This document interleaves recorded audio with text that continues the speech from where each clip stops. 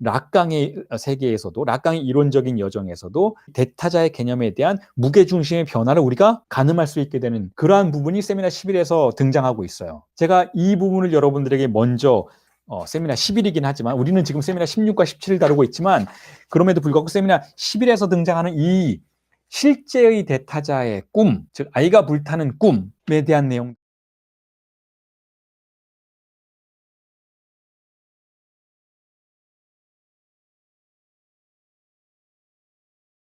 정신분석에서는 쾌락이라는 문제로 현상에 접근하고, 그리고 이 쾌락은 개인의 어떤 생물학적인 자폐적인 쾌락을 의미하는 것이 아니고 항상 타자로부터 파생하는 쾌락을 의미한다라는 이야기를 하기 위해서 지난주에 성도차계 구조를 여러분들에게 설명을 드렸었던 것이죠. 자, 그 부분이 지난주에 여러분들에게 강조를 해드렸던 부분이라고 한다면, 오늘 여러분들에게 세미나 11의 문장들을 우선 먼저 보여드리면서 오늘의 강의를 시작하려고 했던 이유는 결국 대타자가 아주 중요한 개념을 중요한 의미를 갖고 있다는 것을 강조해드리기 위해서예요. 그러니까 대타자라는 개념이 그냥 우리 흔히 대타자 그러면 뭐 여러분 정신분석 공부하면서 락강 정신분석 공부하면서 대타자 그러면 그냥 상징계 아버지 딱 이렇게 해버리는 경향이 있는데 그렇지 않다라는 거죠. 이 대타자라는 개념 자체가 상징계만을 의미하는 것은 아니라는 것이죠. 그것 자체로 독자적인 의미를 가지고 있고 그것의 이론적인 변천 과정과 함께 살펴보아야 하는 부분들이 분명히 있다는 것이죠. 자, 그래서 이 대타자의 개념은 결국 쾌락의 문제에 있어서 근본적인 토대를 형성하고 있다라는 그런 부분들을 여러분들에게 강조하고 언급해드리기 위해서 세미나 10일에 신은 무의식이다라는 그 명제로부터 오늘의 강의를 시작하고자 합니다. 자, 세미나 10일, 여러분 그 번역본들을 대체로 가지고 계실 텐데 저하고 함께 공부를 하셨던 분들은 이 부분에 대해서 상당히 집중적으로 한 2년 전에 같이 공부를 하셨던 기억이 나실 텐데, 자, 지금 여러분들에게 나누어드린 텍스트에서 제가 인용문으로 얹어놓은 그 부분은 무슨 내용이 있는가 하면 아이가 불타는 꿈에 관련된 해석이 등장하는 부분이죠. 이 아이가 불타는 꿈에 관련된 이 텍스트는 사실상 원래는 프로이트의 텍스트였던 거죠. 프로이트의 꿈의 해석이라는 텍스트에 가장 말미에 나오는 아주 기이한 꿈의 내용인 것인데, 그 꿈에서 아이가 불타는 그 꿈을 꾸었던 한 아버지의 이야기를 다루고 있죠. 그리고 그 꿈을 다루는 락강은 이 내용들을 해명하는 마지막 부분에 어떤 언급을 하는가 하면 결국 자신은 일반적으로 신은 죽었다라고 말하는 무신론자들에 대해서 동의하지 않는다라는 그런 이야기를 하죠. 그러니까 신은 죽었다라고 말하는 것으로는 신을 죽일 수 없다라는 거예요.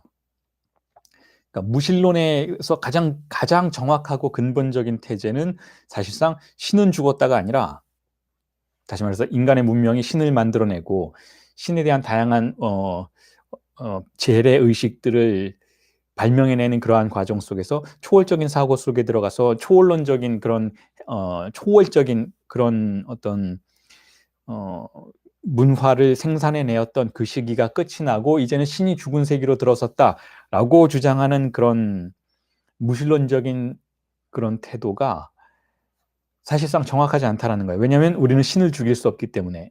왜냐하면 우리는 무의식의 지배를 받는 존재이고, 그리고 무의식 그 자체가 신이라는 것. 자, 그걸 강조하면서 이 아이가 불타는 꿈의 내용들에 관련된 강해를 락강이 마무리를 짓고 있어요.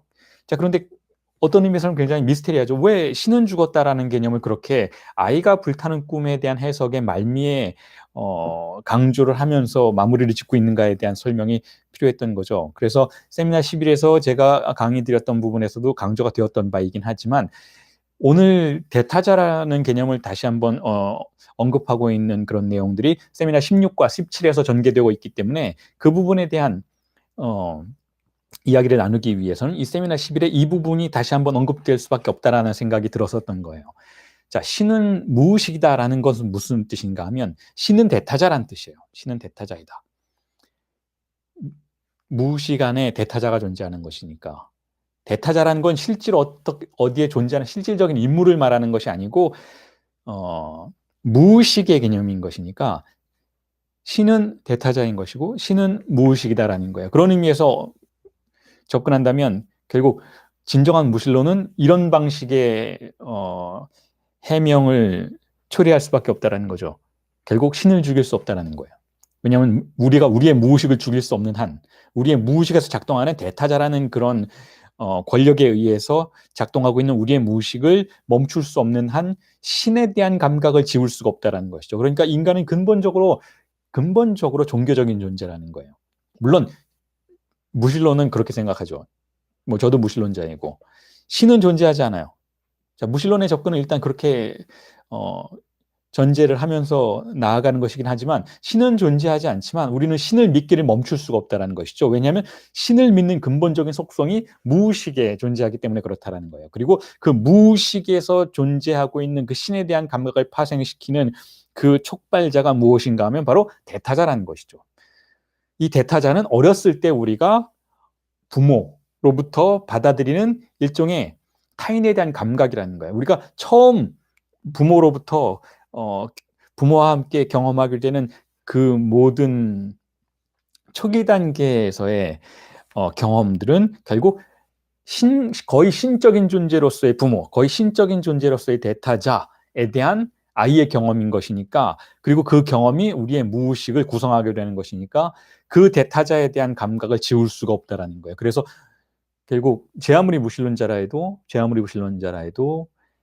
신에 대한 감각으로서의 대타자를 죽일 수는 없다라는 것이죠. 자, 이 대타자라는 개념을 지금 설명하기 위해서 제가 이런 강조를 하고 있는 거예요. 그리고 이걸 보다 구체적으로 해명하기 위해서 세미나 11에서는 이 대타자를 어떻게 다루었었는지를 여러분들에게 설명해 드리기 위해서 여러분들에게 나누어 드린 텍스트에 제가 세미나 11의 일부분을 그 아이가 불타는 꿈에 대한 인용문을 올려놓았습니다. 자, 그 부분을 제가 읽고 해석하는 방식으로 대타자라는 개념이 어떻게 두 가지 범주로 나뉠 수 있는지에 대한 설명을 해드리겠습니다. 먼저 저기 5번째 강의죠. 세미나 11의 5번째 강의에서 1964년에 강의된 세미나 11의 5번째 강의에서 약간 이렇게 이야기를 하고 있습니다. 읽어드릴게요. Ainsi, la rencontre toujours manquée est passée entre le rêve et le réveil. Entre celui qui dort toujours et dont nous ne saurons pas le rêve, et celui qui n'a rêvé que pour ne pas se réveiller. 해석하면 이렇죠. 자, 그리하여 꿈과 깨어남 사이에서 알 수 없는 꿈을 꾸며 계속 잠을 자고 있는 사람과 오직 깨어나지 않으려고 꿈을 꾸는 사람 사이에 언제나 어긋난 만남이 일어납니다. 지금 락강이 말하는 이 어긋난 만남이라는 것은 투케를 말하죠. 당시에 세미나 11에서 중심적인 논점이 되었던 그 투케라는 것. 투케라는 것은 결국 무의식이 자신을 드러내는 순간인 것이죠. 자, 그걸 이렇게 해석해 볼 수가 있어요. 지금 말씀드렸던 이 인용문을 여러분들 가지고 계신 텍스트에 다 실려 있는 이 인용문을 자, 이렇게 해석해 볼 수 있어요. 자, 두 가지 사람이 존재한다는 거야. 두 가지 사람, 혹은 두 가지 세계가 존재한다는 것이죠. 하나는 알 수 없는 꿈을 꾸며 계속 잠을 자고 있는 사람이 있어요. 자, 이 꿈은 뭔지 우리가 알 수가 없어요. 왜냐하면 억압되어 있으니까. 자, 이게 바로 실제의 꿈을 꾸는 사람인 것이죠. 실제의 꿈. 다시 말해서 억압되지 않은 큰 사물에 관련된 꿈을 꾸는 사람이죠. 그게 우리가 알 수 없다라는 거예요. 우리가 접근할 수 없다라는 의미에서 알 수 없는 꿈을 꾸며 우리가 꿈을 꾸게 되면 첫 번째 꿈은 그렇게 큰 사물에 관련된 꿈이라는 것이고 금지된 꿈이라는 거예요. 그리고 그 꿈을 꾸고 있는 사람의 세계와 그리고 또 다른 꿈을 꾸고 있는 사람의 세계가 있는데 그건 뭐냐면 깨어나지 않으려고 꿈을 꾸는 사람이라는 것이죠. 그러니까 두 가지 꿈이 있다라는 거예요. 그러니까 이 세계를 두 가지 꿈으로 나누어 볼 수도 있다라는 것이죠. 하나는 알 수 없는 꿈을 꾸는 그러한 사람들의 세계, 그런 사람의 세계, 우리가 알 수 없는 꿈을 꾸게 되는 그러한 순간의 세계, 즉 실제를 마주하는 세계, 큰 사물을 마주하는 세계인 것이고, 그리고 깨어나지 않으려고 꿈을 꾸는 사람들의 꿈의 세계가 또한 있어요. 그 깨어나지 않으려고라는 건 무슨 뜻인가 하면, 꿈에서 깨어나면 어떻게 되나요? 물론 꿈에서 깨어나면 우리는 현실로 돌아온다라고 생각할 수 있겠지만, 지금 이 맥락 속에서는 깨어난다라는 건 무엇인가 하면 실제와 마주한다라는 거. 우리가 깨어나게 되면, 우리가 꾸고 있는 꿈에서 깨어나게 되면 실제와 마주하게 돼요. 즉 첫 번째 꿈과 마주하게 된다는 것이죠. 알 수 없는 꿈과 마주하게 돼요. 그러니까 거기에 접근하지 않으려는 방어적인 방식으로 거기에 접근하지 않으려고 다른 꿈을 꾸는 사람이 존재한다는 거죠. 혹은 다른 꿈을 꾸는 세계가 존재한다는 거죠. 그게 바로 기표연쇄의 꿈, 욕망의 꿈의 세계인 것이죠. 그러니까 알 수 없는 꿈은 첫 번째 꿈이고, 두 번째 꿈은 깨어나지 않으려고 꿈을 꾸는 방어적인 꿈, 쾌락원칙의 세계의 꿈이라는 것. 자, 이 두 꿈이 존재한다는 거예요. 이게 결국은 세미나 11에서의 락강의 세계관이었던 거죠. 모든 게 다 꿈이라는 거예요. 모든 게 다 꿈인데 실제보다 접근한 꿈이 있고, 이게 바로 알 수 없는 꿈을 꾸는 사람들의 세계이고, 실제보다 접근한 꿈, 그리고 그 실제에 접근하지 않으려고 꾸는 방어적인 꿈의 세계가 있다는 거죠. 이게 바로 리얼리티의 세계인 거예요. 이게 바로 현실이 포함한 꿈의 세계라는 것이죠. 큰 사물에 접근한 꿈을 꾸는 세계가 있고, 큰 사물로부터 멀어지기 위해서, 즉 깨어나지 않기 위해서 꿈을 꾸는 세계가 있다는 것이죠. 이 두 개의 꿈밖에 없다라는 거예요. 모든 게 다 꿈이라는 거죠. 그래서 이걸 설명하기 위해서 세미나 11에서는 락강이 장자의 나비의 꿈을 언급하죠. 장자의 그 유명한 나비의 꿈의 이야기는 그거죠. 내가 꿈을 꾸었는데 꿈속에서 나는 나비였다. 그리고 나서 꿈에서 깨어났는데 이게 과연 현실인가? 나는 지금 장자인가? 나비가 혹시 장자의 꿈을 꾸고 있는 것은 아닌가? 나는 원래 나비인데 지금은 내가 장자처럼, 사람처럼 보이지만 이것이 오히려 꿈이 아닌가? 어디가 꿈인지 모르겠다라는 그러한 언급을 하고 있잖아요. 결국 그러한 언급 속에서 락강이 주장하고자 했던 바는 무엇인가 하면 결국 장자도 꿈이고 나비도 꿈이라는 거예요. 둘 다 꿈이라는 거죠. 장자라는 세계에서 우리가 경험하게 되는, 사람들의 세계에서 경험하게 되는 것은 결국 방어적인 꿈이고 리얼리티의 세계로서의 꿈이라는 것이죠. 반면에 나비의 존재는 무엇을 의미하는가 하면 락강이 세미나 12에서 언급했던 것처럼 충동의 파동, 나비가 펄럭이는 것을 그런 어떤 충동의 파동으로 설명을 하잖아요. 보다 큰 사물에 접근한 상태의 꿈을 의미한다는 것이죠. 결국 둘 다 꿈인 것은 사실이지만 한쪽 꿈은 보다 실제에 접근해 있다는 거죠. 보다 성충동에 접근해 있다는 것이죠. 자, 이게 지금 첫 번째 문장을 통해서 락강이 설명하고자 했던 바예요. 두 가지 꿈이 전부다라는 거죠. 우리는 꿈의 세계에서 벗어날 수 없다라는 거죠. 그럼 투케는 뭐냐? 이 두 가지 꿈이 충돌하는 순간이라는 거예요. 이 두 가지 꿈이 충돌하는 그 접점의 순간이 투케라는 것이죠. 그래서 나비의 입장에서 보자면 이 꿈은 너무 늦게 이 투케는, 이 만남 너무 늦게 이루어진 것이고, 장자의 입장에서 보자면 이 투케, 이 만남은 너무 일찍 일어나는 것이죠. 결국 한쪽의 논리에서 다른 한쪽의 논리와 접점을 이루지 못하는 방식으로 어긋남이 일어난다는 것이죠.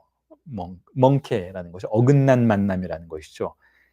자, 이 두 세계가 존재한다면 미리 말씀드리자면 이 두 세계에는 다른 종류의 대타자들이 존재한다라고 말할 수가 있어요. 자, 이 부분이 지금 새롭게 덧입혀지고 있는 세미나 16과 17의 논점을 제가 수용하면서 세미나 11의 이 부분, 이 아이가 불타는 꿈에 관련된 락강의 언급에 덧입히고 있는 이론이라고 할 수가 있는 것이죠. 즉, 실제 접근한 꿈을 지배하는 자는 누구인가 하면 실제의 대타자예요. 실제의 대타자. 보다 잔혹한 대타자이죠.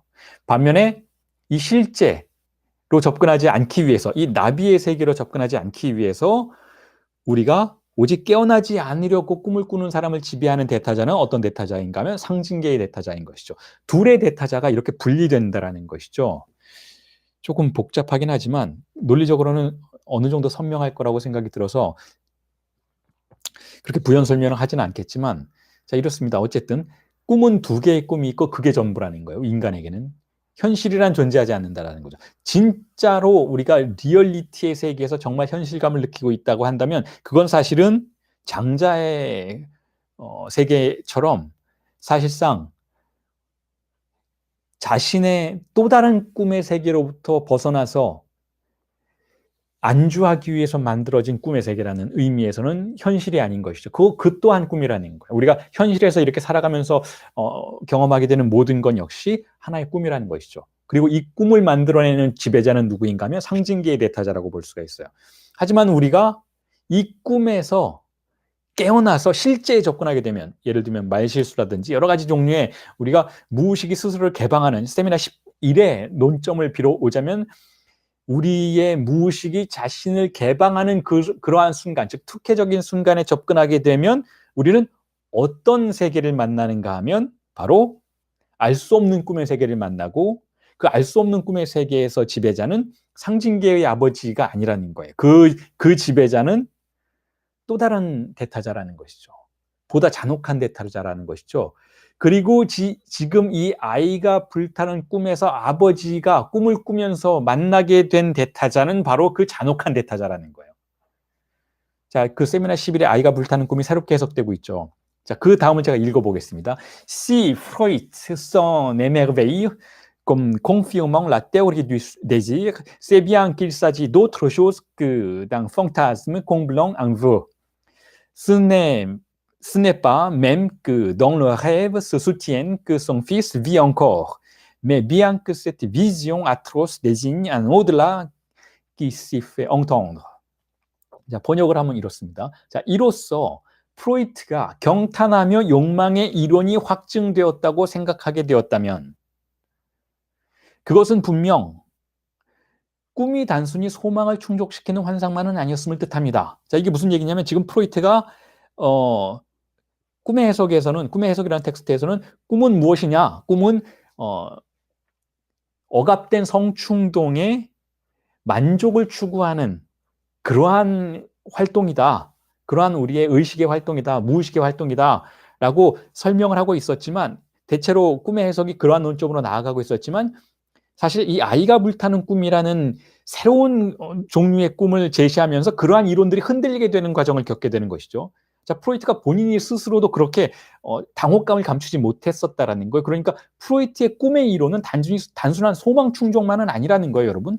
그러니까 우리가 정신분석에서 꿈을 해석할 때 꿈은 단순한 성적인 억압된 충동에 간접적인 우회적인 만족의 환상을 추구하는 장소가 꿈이다라는 이론만으로는 사실상 해석되지 않는 꿈들이 굉장히 많다라는 것이죠. 특히 이 아이가 불타는 꿈이 그렇다라는 거예요. 프로이트가 이 꿈을 해석하면서 상당히 당혹스러워하면서 자신의 기존의 이론들이 흔들리고 있는 것을 경험했는데, 자, 그럼에도 불구하고 프로이트가 경탄하면서 스스로 나는 알게 됐다라고 스스로 경탄하면서 이 꿈을 통해서 욕망의 이론이 확증되었다고 생각한다면, 자, 그것은 단순한 소망 충족이 꿈의 기능의 전부는 아니라는 것을 알게 되었기 때문에 그렇다라는 거예요. 자, 그럼 뭐냐? 자, 보세요. 그 다음에 뭐라고 했는가 하면 그것은 꿈속에서 아들이 아직도 살아있다고 주장하는 것조차 아닙니다. 라고 지금 락강 이야기하고 있는데, 왜냐하면 이 아이가 불타는 꿈의 기본적인 내용은 뭐냐면 아이가 죽었어요. 여러분 다 기억하시다시피 아버지가 지금 아들의 장례식을 치르는 그런 상황인 거죠. 실제 상황은 현실 속에서 아버지는 아들이 병을 앓다가 죽었기 때문에 아주 슬픈 상태인 것이죠. 그리고 나서 잠이 든 거예요, 아버지가. 자신의 아들의 시신이 안치되어 있는 건너편 방에서 잠시 눈을 붙였는데, 자, 그때 꿈을 꾼 거예요. 근데 그 꿈 속에 아들이 나타난 거죠. 아들이 나타났는데 어떻게 나타나고 있는가 하면 아들이 불타고 있는 거예요. 몸에 불이 붙어서 불타고 있는 것이죠. 그런데 아들이 실제로도 그 시신이 안치된 방에서 촛대가 넘어져서 침대에 불이 붙었었던 거예요. 그래서 침대 시트에 불이 붙어서 실제로도 아이의 시신에 불이 붙어서 불이 나고 있었던 그 끔찍한 사건이 벌어지고 있었던 것이죠. 그리고 그 연기가 그 건너편 방으로 이렇게 불길과 연기가 건너편 방으로 넘실대며 들어와서 아버지가 자극을 받은 것이죠. 잠을 자다가. 그래서 그런 자극을 받아서 꿈을 꾸게 된 그 꿈이에요. 자, 그런데 이 꿈 속에서 그렇다면 아이가 불타고 있지만 실제 현실 속에서처럼 이렇게 시신의 상태로 누워서 불타고 있는 것이 아니라 이렇게 서서 아버지를 바라보면서 아버지 내가 불타고 있는 게 보이지 않으세요? 라고 말하고 있는 그 장면이 꿈속에 등장했다면 그렇게 등장했던 것인데, 자, 그건 이 아들이 아직도 살아 있었으면 좋겠다라고 하는 아버지의 소망을 충족시키려는 그런 기능조차 아니라는 거예요. 왜냐하면 너무나 잔혹하니까. 아들이 서서 불에 타면서 아버지를 바라보고는 있지만 사실 이건 살아있다라고 보기보다는 뭔가 일종의 좀비처럼 죽은 채로 아버지를 바라보면서 원망하고 있는 눈빛이라는 것이죠. 그러니까 이건 결코 흔히 죽은 사람이 꿈속에 나타나서 살아있을 때의 기쁨을 우리에게 가져다주는, 자, 그런 꿈이 아니라는 거예요. 아주 잔혹한 꿈이라는 것이죠. 자, 그래서 이에 대해서 또한 락강이 뭐라고 말하는가 하면 그 다음 문장을 제가 읽어드릴게요. C'est que le désir s'y présentifie de l'aspect imagé au point le plus cruel de l'objet.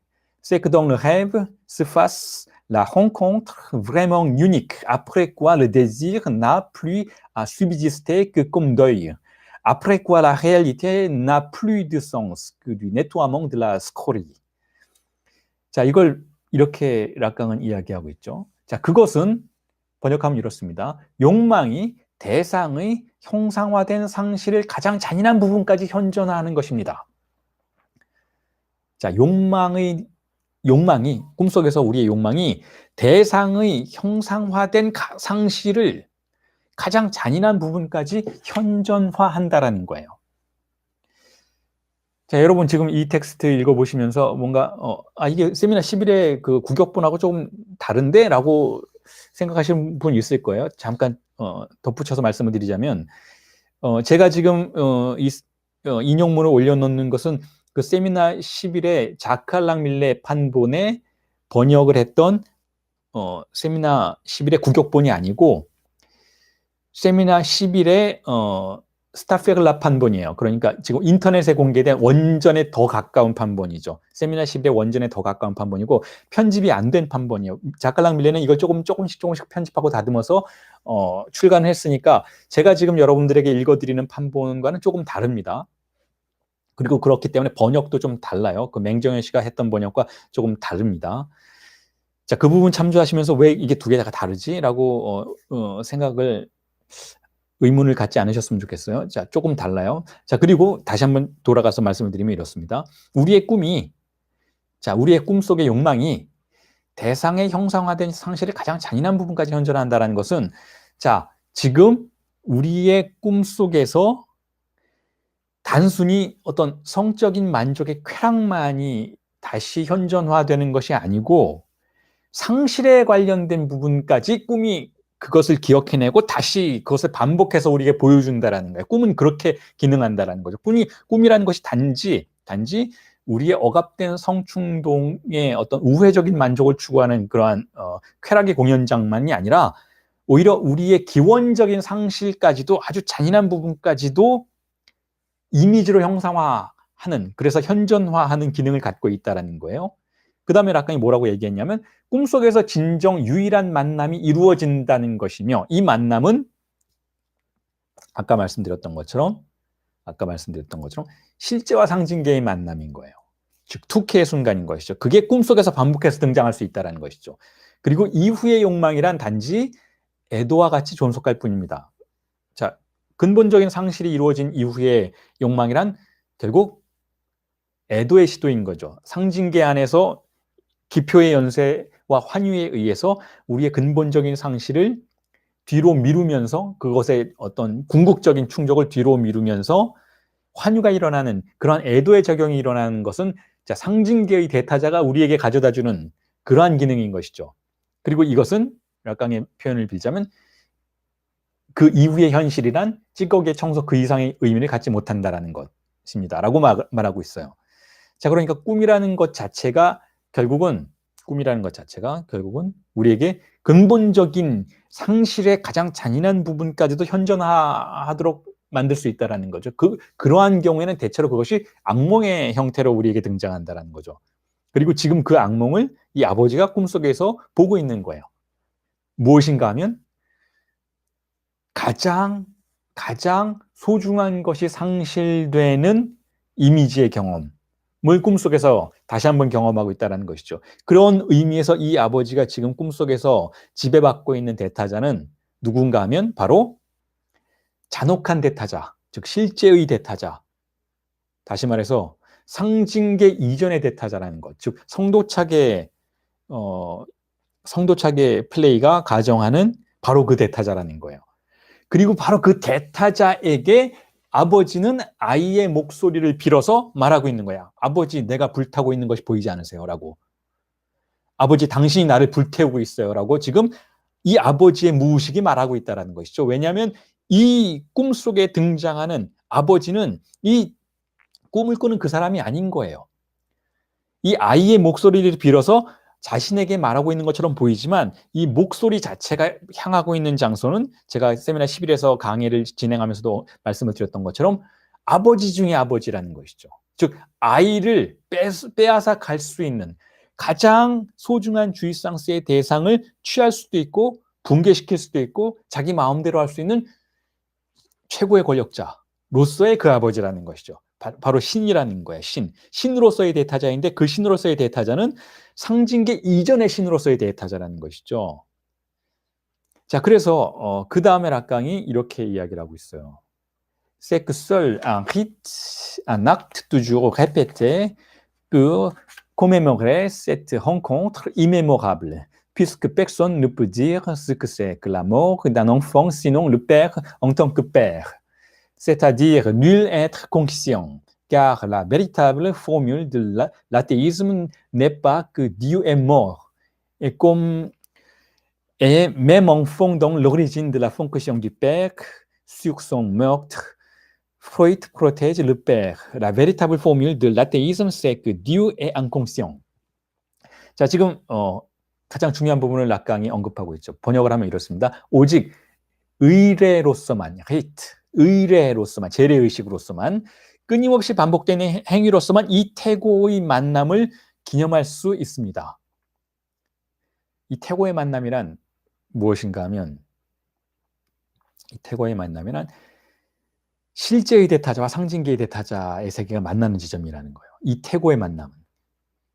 근본적인 상실이 일어나는 바로 그 순간이라는 것이죠.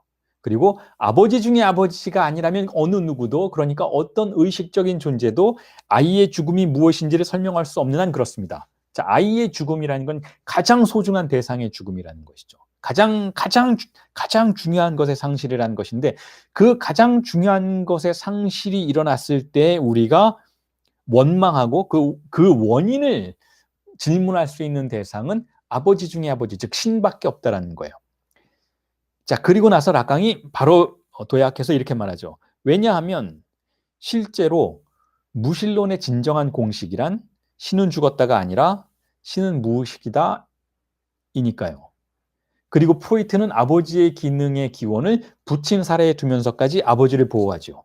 자, 이렇게 1964년 2월 12일 세미나 10일에서 이야기를 하고 있어요. 5번째 강의에서. 아까 말씀드렸던 것처럼 자, 신은 죽었다라고 우리는 결코 말을 할 수가 없다라는 것이죠. 신은 죽었다. 아무리 무신론자라 해도 신은 죽었다라고 말을 할 수가 없다라는 거예요. 왜냐하면 그렇게 말하는 무신론자조차 무의식의 세계에 지배를 받고 있고 그 무의식의 세계에서는 여러 가지 층위의 대타자들이 기능하고 있다는 것이고 그 대타자들 중에서 가장 잔혹한 대타자가 가장 막강한 신이라는 거예요. 그리고 그 가장 잔혹한 대타자를 아버지라고 부르지 않기 위해서 프로이트는 토템과 타부에서 부침 사례라는 장치를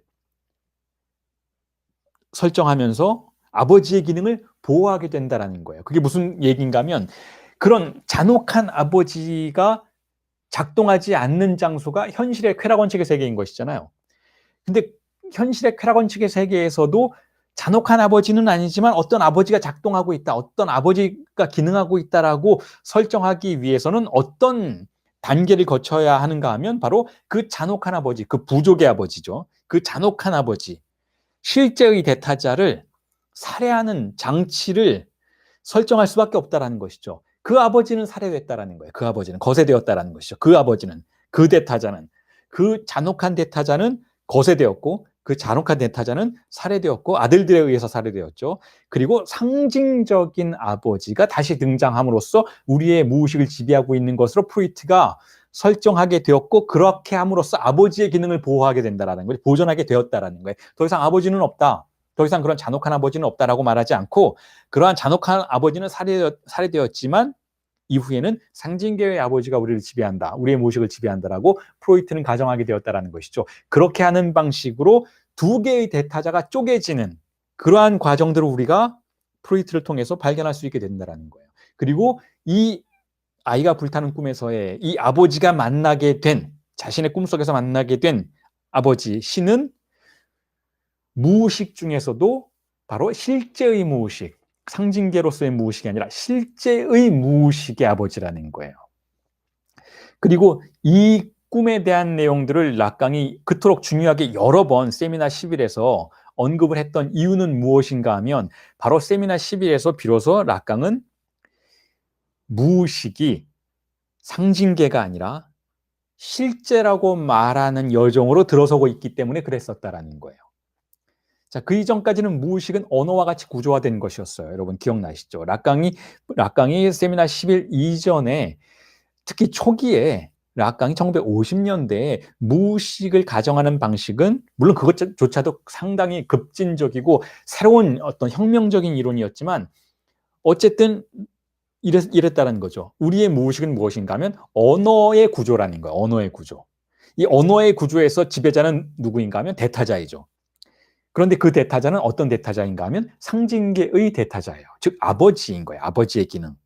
그리고 이 아버지의 기능은 은유의 기능인 것이고 환유의 공간을 열어젖히는 기능이었던 것이죠. 그게 우리의 무의식의 구조였던 거예요. 자, 그러니까 상징계가 지배하는 무의식에 좀 더 가까웠던 것이죠. 초기 락강에게는. 그런데 세미나 10일에서 이 아이가 불타는 꿈에 집중하면서 락강이 이렇게 얘기하는 거예요. 꿈을 꾸면 우리의 무의식이 등장하지만 그 꿈 속에서 우리의 무의식이 보여주는 바는 실제일 수 있다는 거죠. 다시 말해서 잔혹한 아버지, 아이를 불태워 죽일 수도 있는 그 아버지라는 거예요. 자, 아이를 불태워 죽이는 그 아버지 누구인가요, 여러분? 아이를 불태워 죽이는 아버지가 누구인가요? 아브라함의 신이었던 것이죠. 아브라함의 신. 아브라함의 신이 처음에 뭐라고 하나요? 너의 아들 이삭을 죽여서 제물로 바치라는 거예요. 목을 따서 불태우라는 거잖아요. 너의 아들 이삭을 죽여서 제물로 바치라. 바로 그 아브라함의 아버지가 지금 이 아이가 불타는 꿈 속에서의 바로 그 아버지라는 그 신이라는 것이죠. 그 실제가 무의식에 등장함으로써 결국은 락강에게는 그 이전의 상징계의 아버지에서 실제의 아버지가 우리의 무의식의 진정한 지배자라는 개념으로 넘어가는 그러한 여정을 그릴 수 있도록 해주었기 때문에 바로 이 꿈을 집중적으로 그렇게 여러 번 다루었다라고 볼 수가 있어요. 세미나 11에서 이미 그랬다라는 것이죠. 자, 대타자의 이와 같은 락강의 세계에서도 락강의 이론적인 여정에서도 대타자의 개념에 대한 무게중심의 변화를 우리가 가늠할 수 있게 되는 그러한 부분이 세미나 11에서 등장하고 있어요. 제가 이 부분을 여러분들에게 먼저 세미나 10일이긴 하지만 우리는 지금 세미나 16과 17을 다루고 있지만 그럼에도 불구하고 세미나 10일에서 등장하는 이 실제의 대타자의 꿈, 즉 아이가 불타는 꿈에 대한 내용들을 이렇게 구체적으로 읽어드리고 설명을 드렸던 이유는 바로 이러한 전개의 과정이 지금 제가 이제부터 대타자의 어떤 역사성이라고 부를 수 있는 그러한 이론적인 역사 해석으로 나아가는데 중요한 단초가 될 수 있기 때문에 소개를 해드렸던 것이죠. 실제의 대타자가 살해되고 상징계의 대타자로 나가는 이 과정이 역사 속에서 발견된다는 거예요. 그리고 이 대타자의 개념을 우리가 이해할 수 있다면 결국 그 대타자로부터 출현하는 주일상스의 변화 전개 과정조차도 이해할 수 있게 되기 때문에 그렇다는 거죠. 어쨌든 처음부터 말씀드렸던 것처럼 우리가 주일상스, 쾌락의 문제를 다루는 데 있어서는 대타자가 설정될 수밖에 없다라는 그 부분을 염두에 항상 둘 수 있어야 한다는 거예요. 자, 그리고 우리의 꿈은 바로 그와 같은 실제의 대타자에서 상징계의 대타자로 넘어가는 그 접점을 일종의 투캐라고 할 수 있는 그 사건을 반복강박의 형식으로 기념한다라는 거예요. 그게 우리의 악몽의 형태라는 것이죠. 그리고 이와 같은 우리의 꿈속에서 등장하는 그 악몽의 형태를 역사 속에서도 우리가 반복하고 있다는 거죠. 일종의 재래의식을 통해서. 여러 가지 문화 속의 재래의식은 바로 그러한 실제의 대타자에서 상징계의 대타자로 넘어가는 과정들을 표지하고 있다는 것. 특히 종교에서 그렇다는 거예요.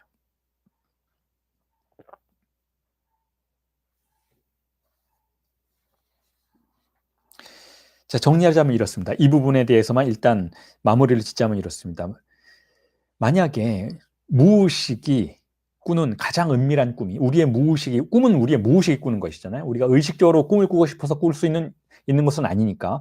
자, 우리의 무의식이 꾸는 가장 은밀한 꿈이 대타자의 주일상스의 대상으로서의 신체라면, 자, 이게 주일상스가 존재하는 장소였던 것이잖아요. 자, 지난주의 강의, 지지난주의 강의 쭉 지난 4번의 강의들을 돌이켜보세요. 자, 주일상스는 어디에 있나요? 바로 대타자가 자신의 쾌락의 대상으로 설정하는 그 장소에 있었어요. 왜 그랬나요? 어린아이가 첫 번째로 쾌락을 경험하는 순간은 바로 그 대타자, 부모로서의, 어머니로서의 대타자였죠. 처음에는 그 대타자의 쾌락의 대상으로 자신을 설정하는 방식으로 주일상스를 경험하게 됐다. 이 관계 속에서 주일상스가 형성된다라고 이미 지난 수업에서 말씀을 드렸잖아요. 자, 그러니까 무의식이 꾸는 가장 은밀한 꿈이 대타자의 주일상스의 대상으로서의 신체라고 할 수가 있어요. 우리는 그 기억을 반복하려고 한다는 거죠. 꿈속에서. 그리고 그것에 대한 우회적인 판본이자 가장 그럼에도 불구하고 그 실제의 주일상스의 실제에 접근한 꿈이 무엇인가 하면 매맞는 아이였던 거죠. 매맞는 아이. 그 매맞는 아이의 환상이었다면, 자, 그것은 억압된 거예요. 억압되어야만 하는 세계였던 것이죠. 우리가 포기하고 상실해야만 하는 세계였던 것이죠.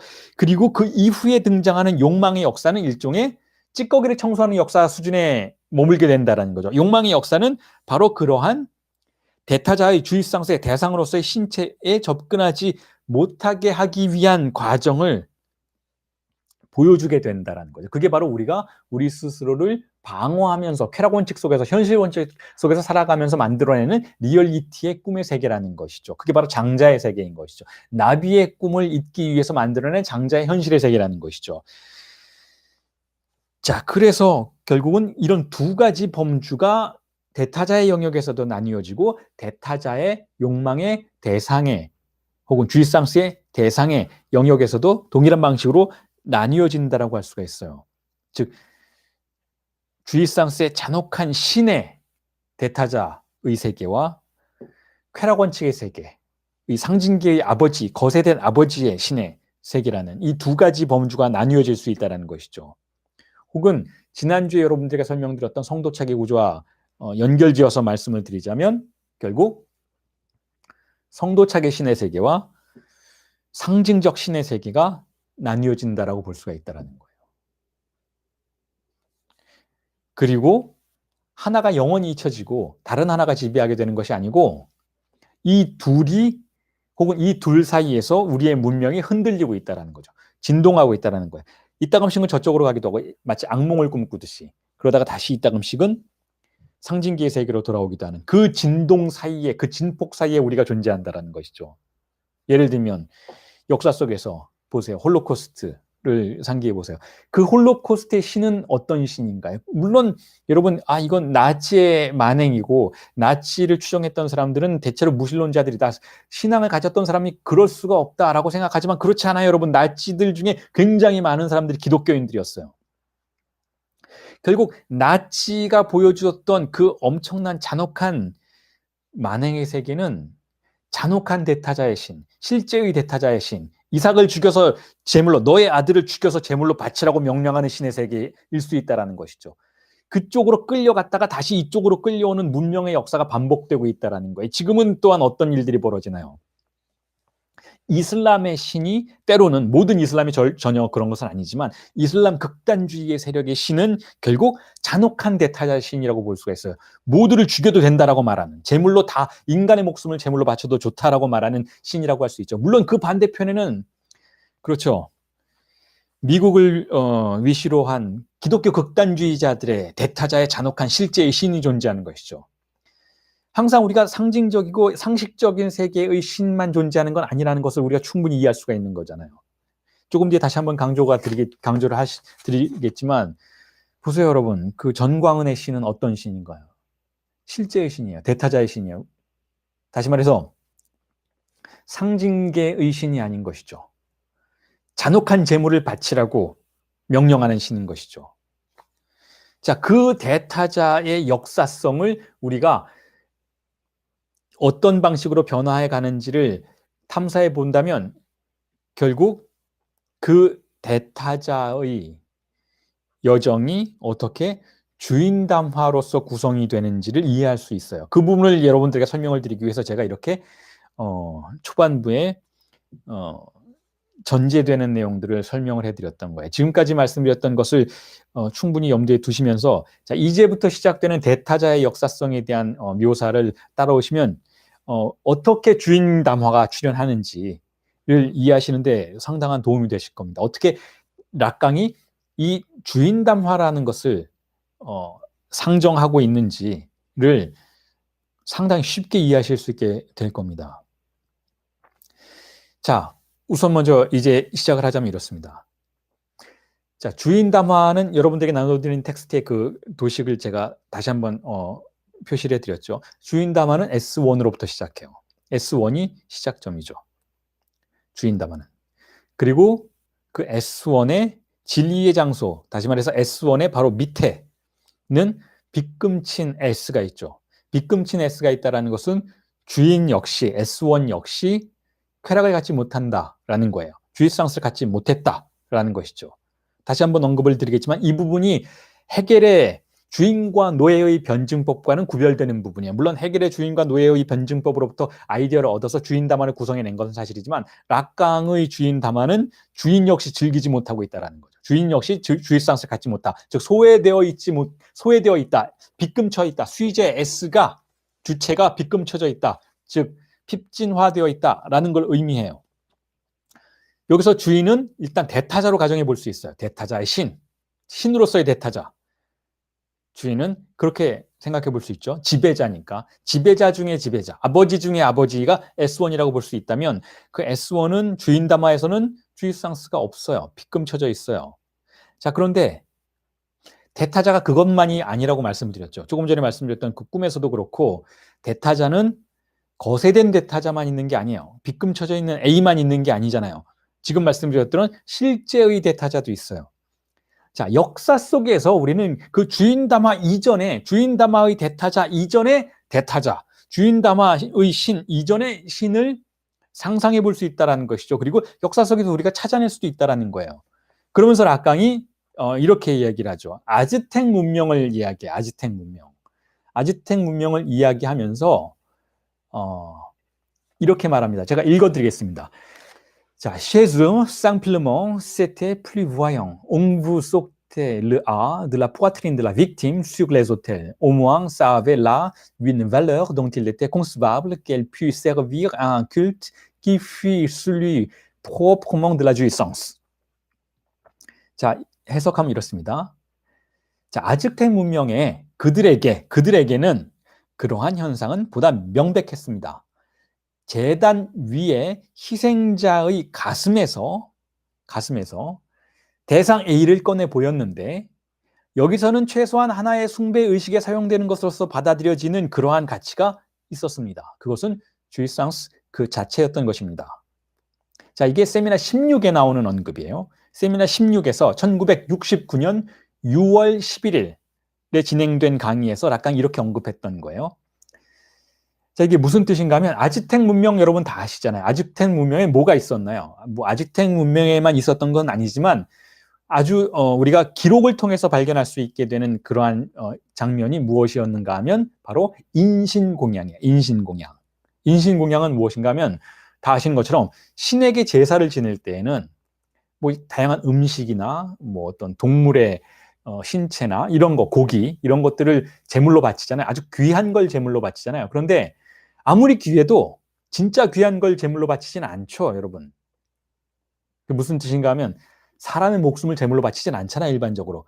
그런데 어떤 문명의 시대에는 그런 인신공양, 사람을 죽여서 제물로 바치는 시기가 있었다라는 거, 분명히 있었다라는 것이죠. 그게 바로 아즈텍 문명에서 발견되는 전형적인 사례라는 거예요. 제단 위에 자, 제물로서의 희생자, 인간을 올려놓고 거기서 칼로 그 제물로 바쳐진 사람의 가슴에서 심장을 꺼내죠. 가슴을 갈라서 심장을 꺼내죠. 약간 그걸 대상회라고 부르고 있어요. 그 심장이 대상회라는 거예요. 그리고 그것이 바로 주이상스 그 자체였다라는 것이죠. 왜 그런가요? 신이 가장 기뻐할 수 있기 때문에 그렇다라는 거예요. 신이 원하는 건 뭐예요? 너희들이 가진 것 중에 가장 소중한 것을 나에게 바쳐라. 그럼 나는 너희들이 나를 얼마나 숭배하는지를 인정해 줄 수 있겠다라는 거잖아요. 신을 가장 기쁘게 하기 위해서는 우리가 가지고 있는 것 중에 가장 소중한 걸 바쳐야 하잖아요. 그게 바로 인간의 생명이라는 거예요. 인간의 심장.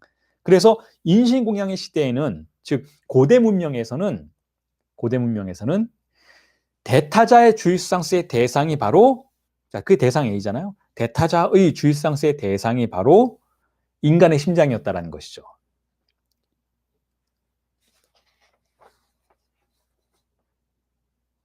자, 이 부분이 락강이 그 레비스트로스의 인류학을 참조하면서 언급했던 내용인데,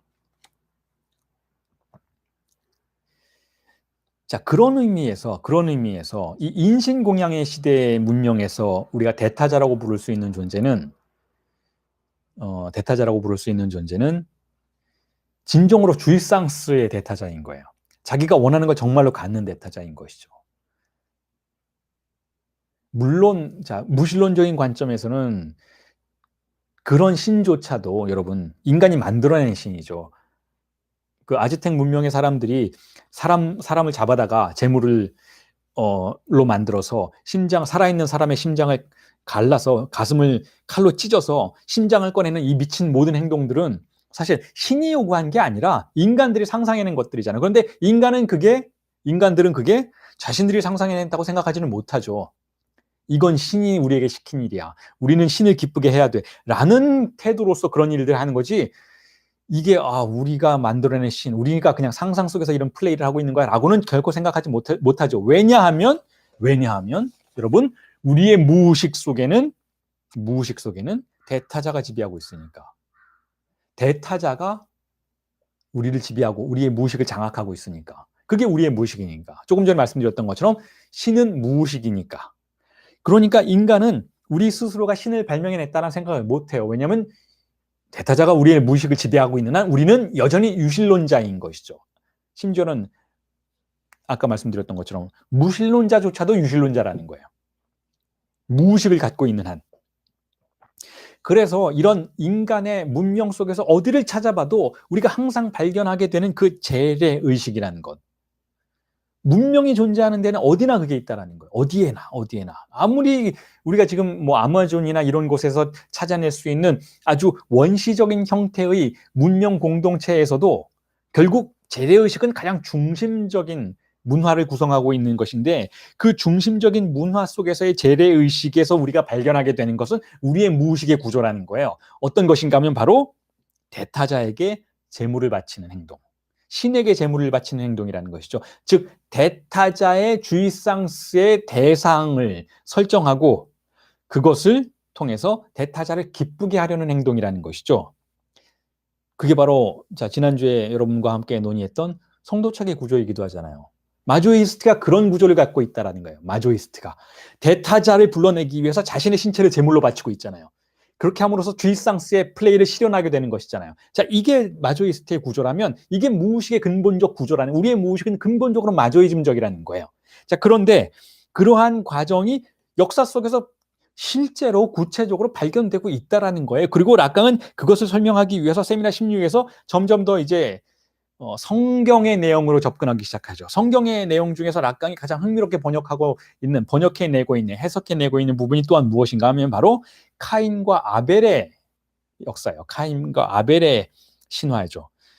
자, 구약에서 카인과 아벨의 이야기가 나오잖아요. 우리가 흔히 이해할 때에는 보통 그런 뭐 성서 해석학자까지 가지 않더라도 그냥 성경을 읽고 있는 기독교인이라면 이렇게 이해하죠.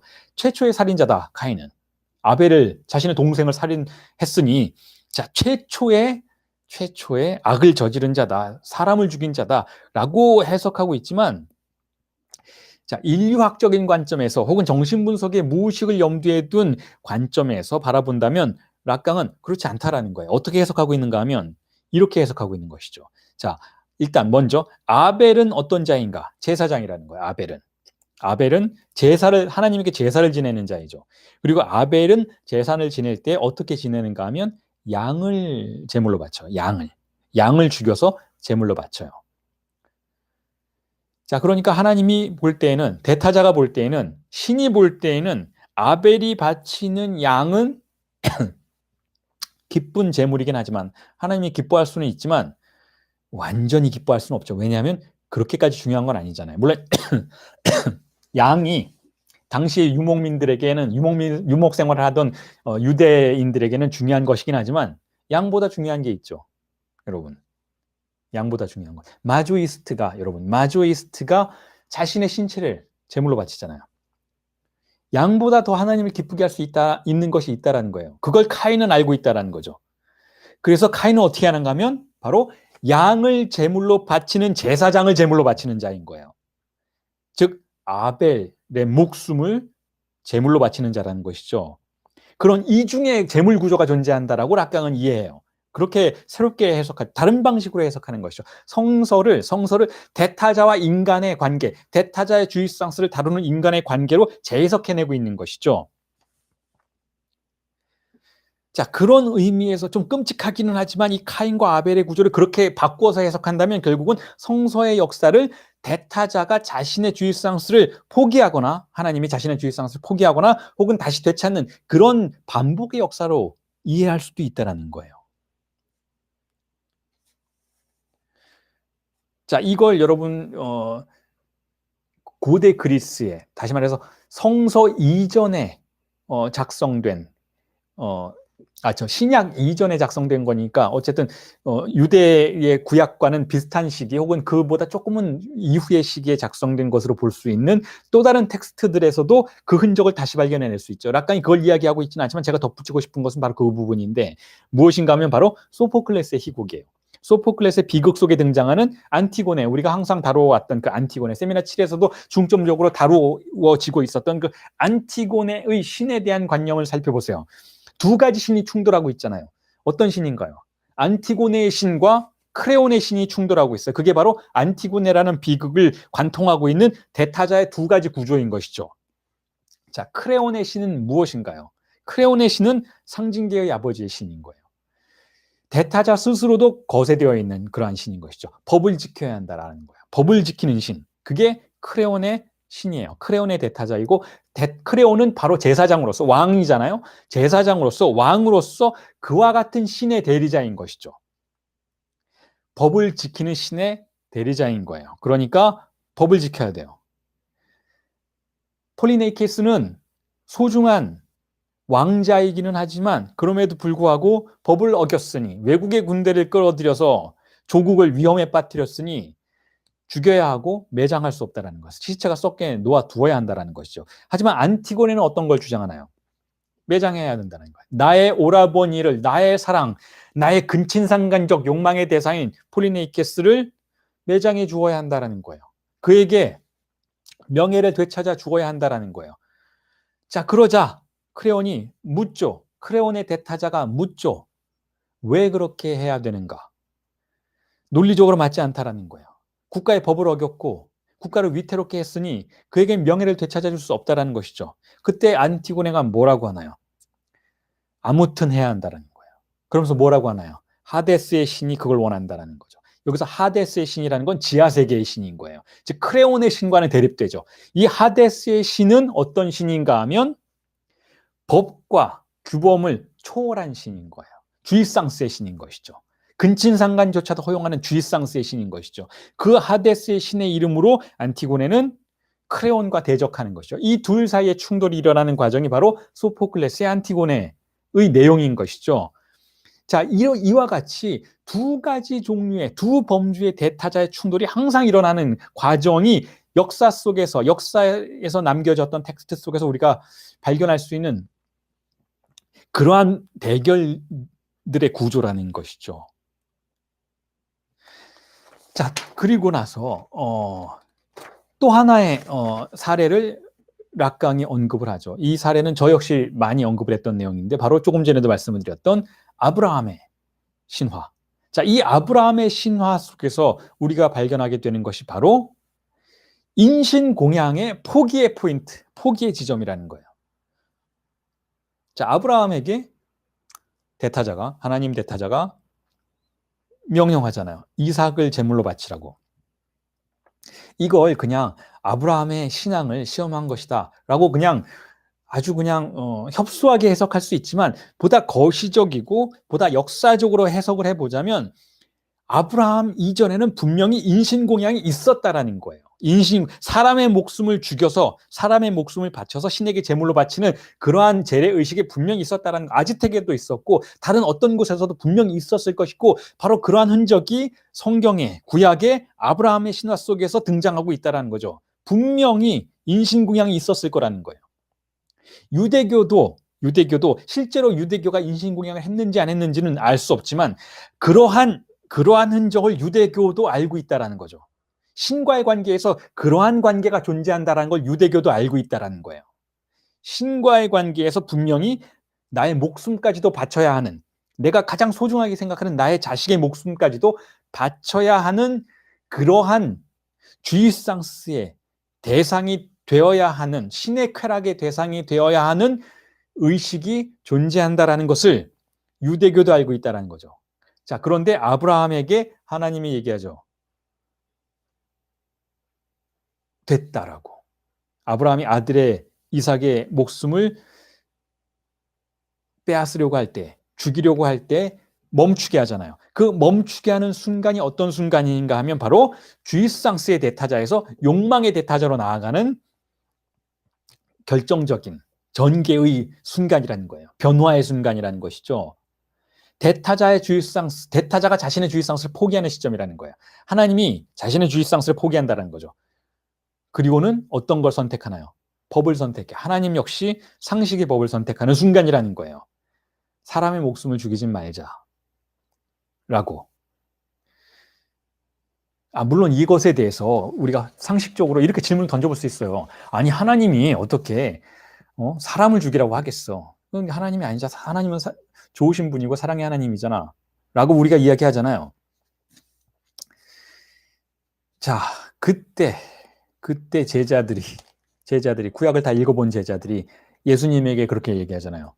하나님은 뭘 좋아하시나요? 하나님은 어떤 하나님이신가요?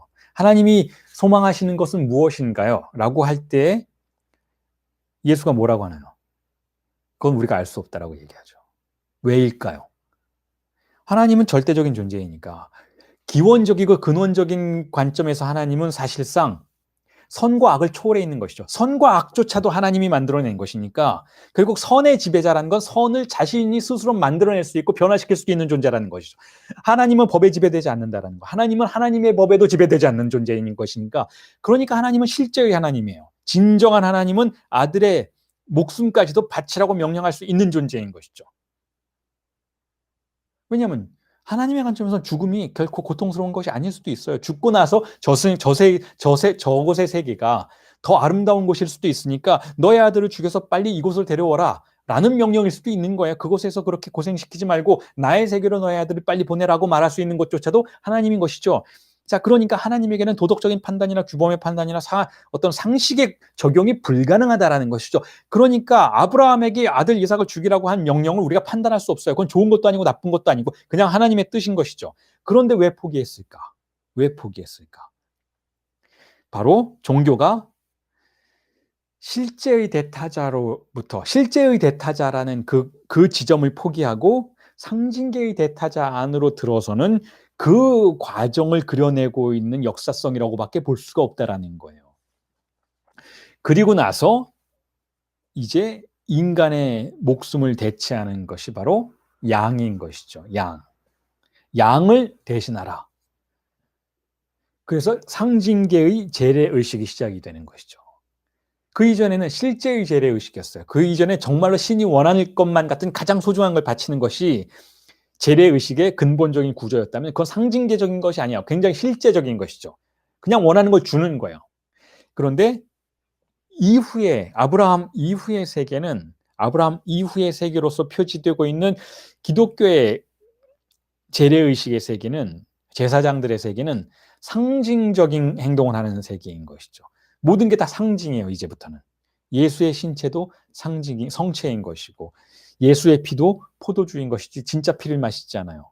진짜 피를 흘리지 않아도 돼요. 다 상징적인 것으로 구조화되어 버리는 것이죠. 교회가 그렇게 상징의 공간이 되어 버리는 것이죠. 자, 그 과정의 표지점이 아브라함의 신화라는 거예요. 주일상수의 문명이 끝나고 신의 욕망의 문명이 시작되었다는 것. 왜 욕망이라는 단어를 제가 계속해서 쓰는가 하면 정신분석, 락가니언 정신분석의 욕망이란 기표들의 체계인 것이고 은유와 환유의 체계인 것이니까 상징계의 체계인 것이잖아요. 자, 이 욕망의 세계에서는 언제나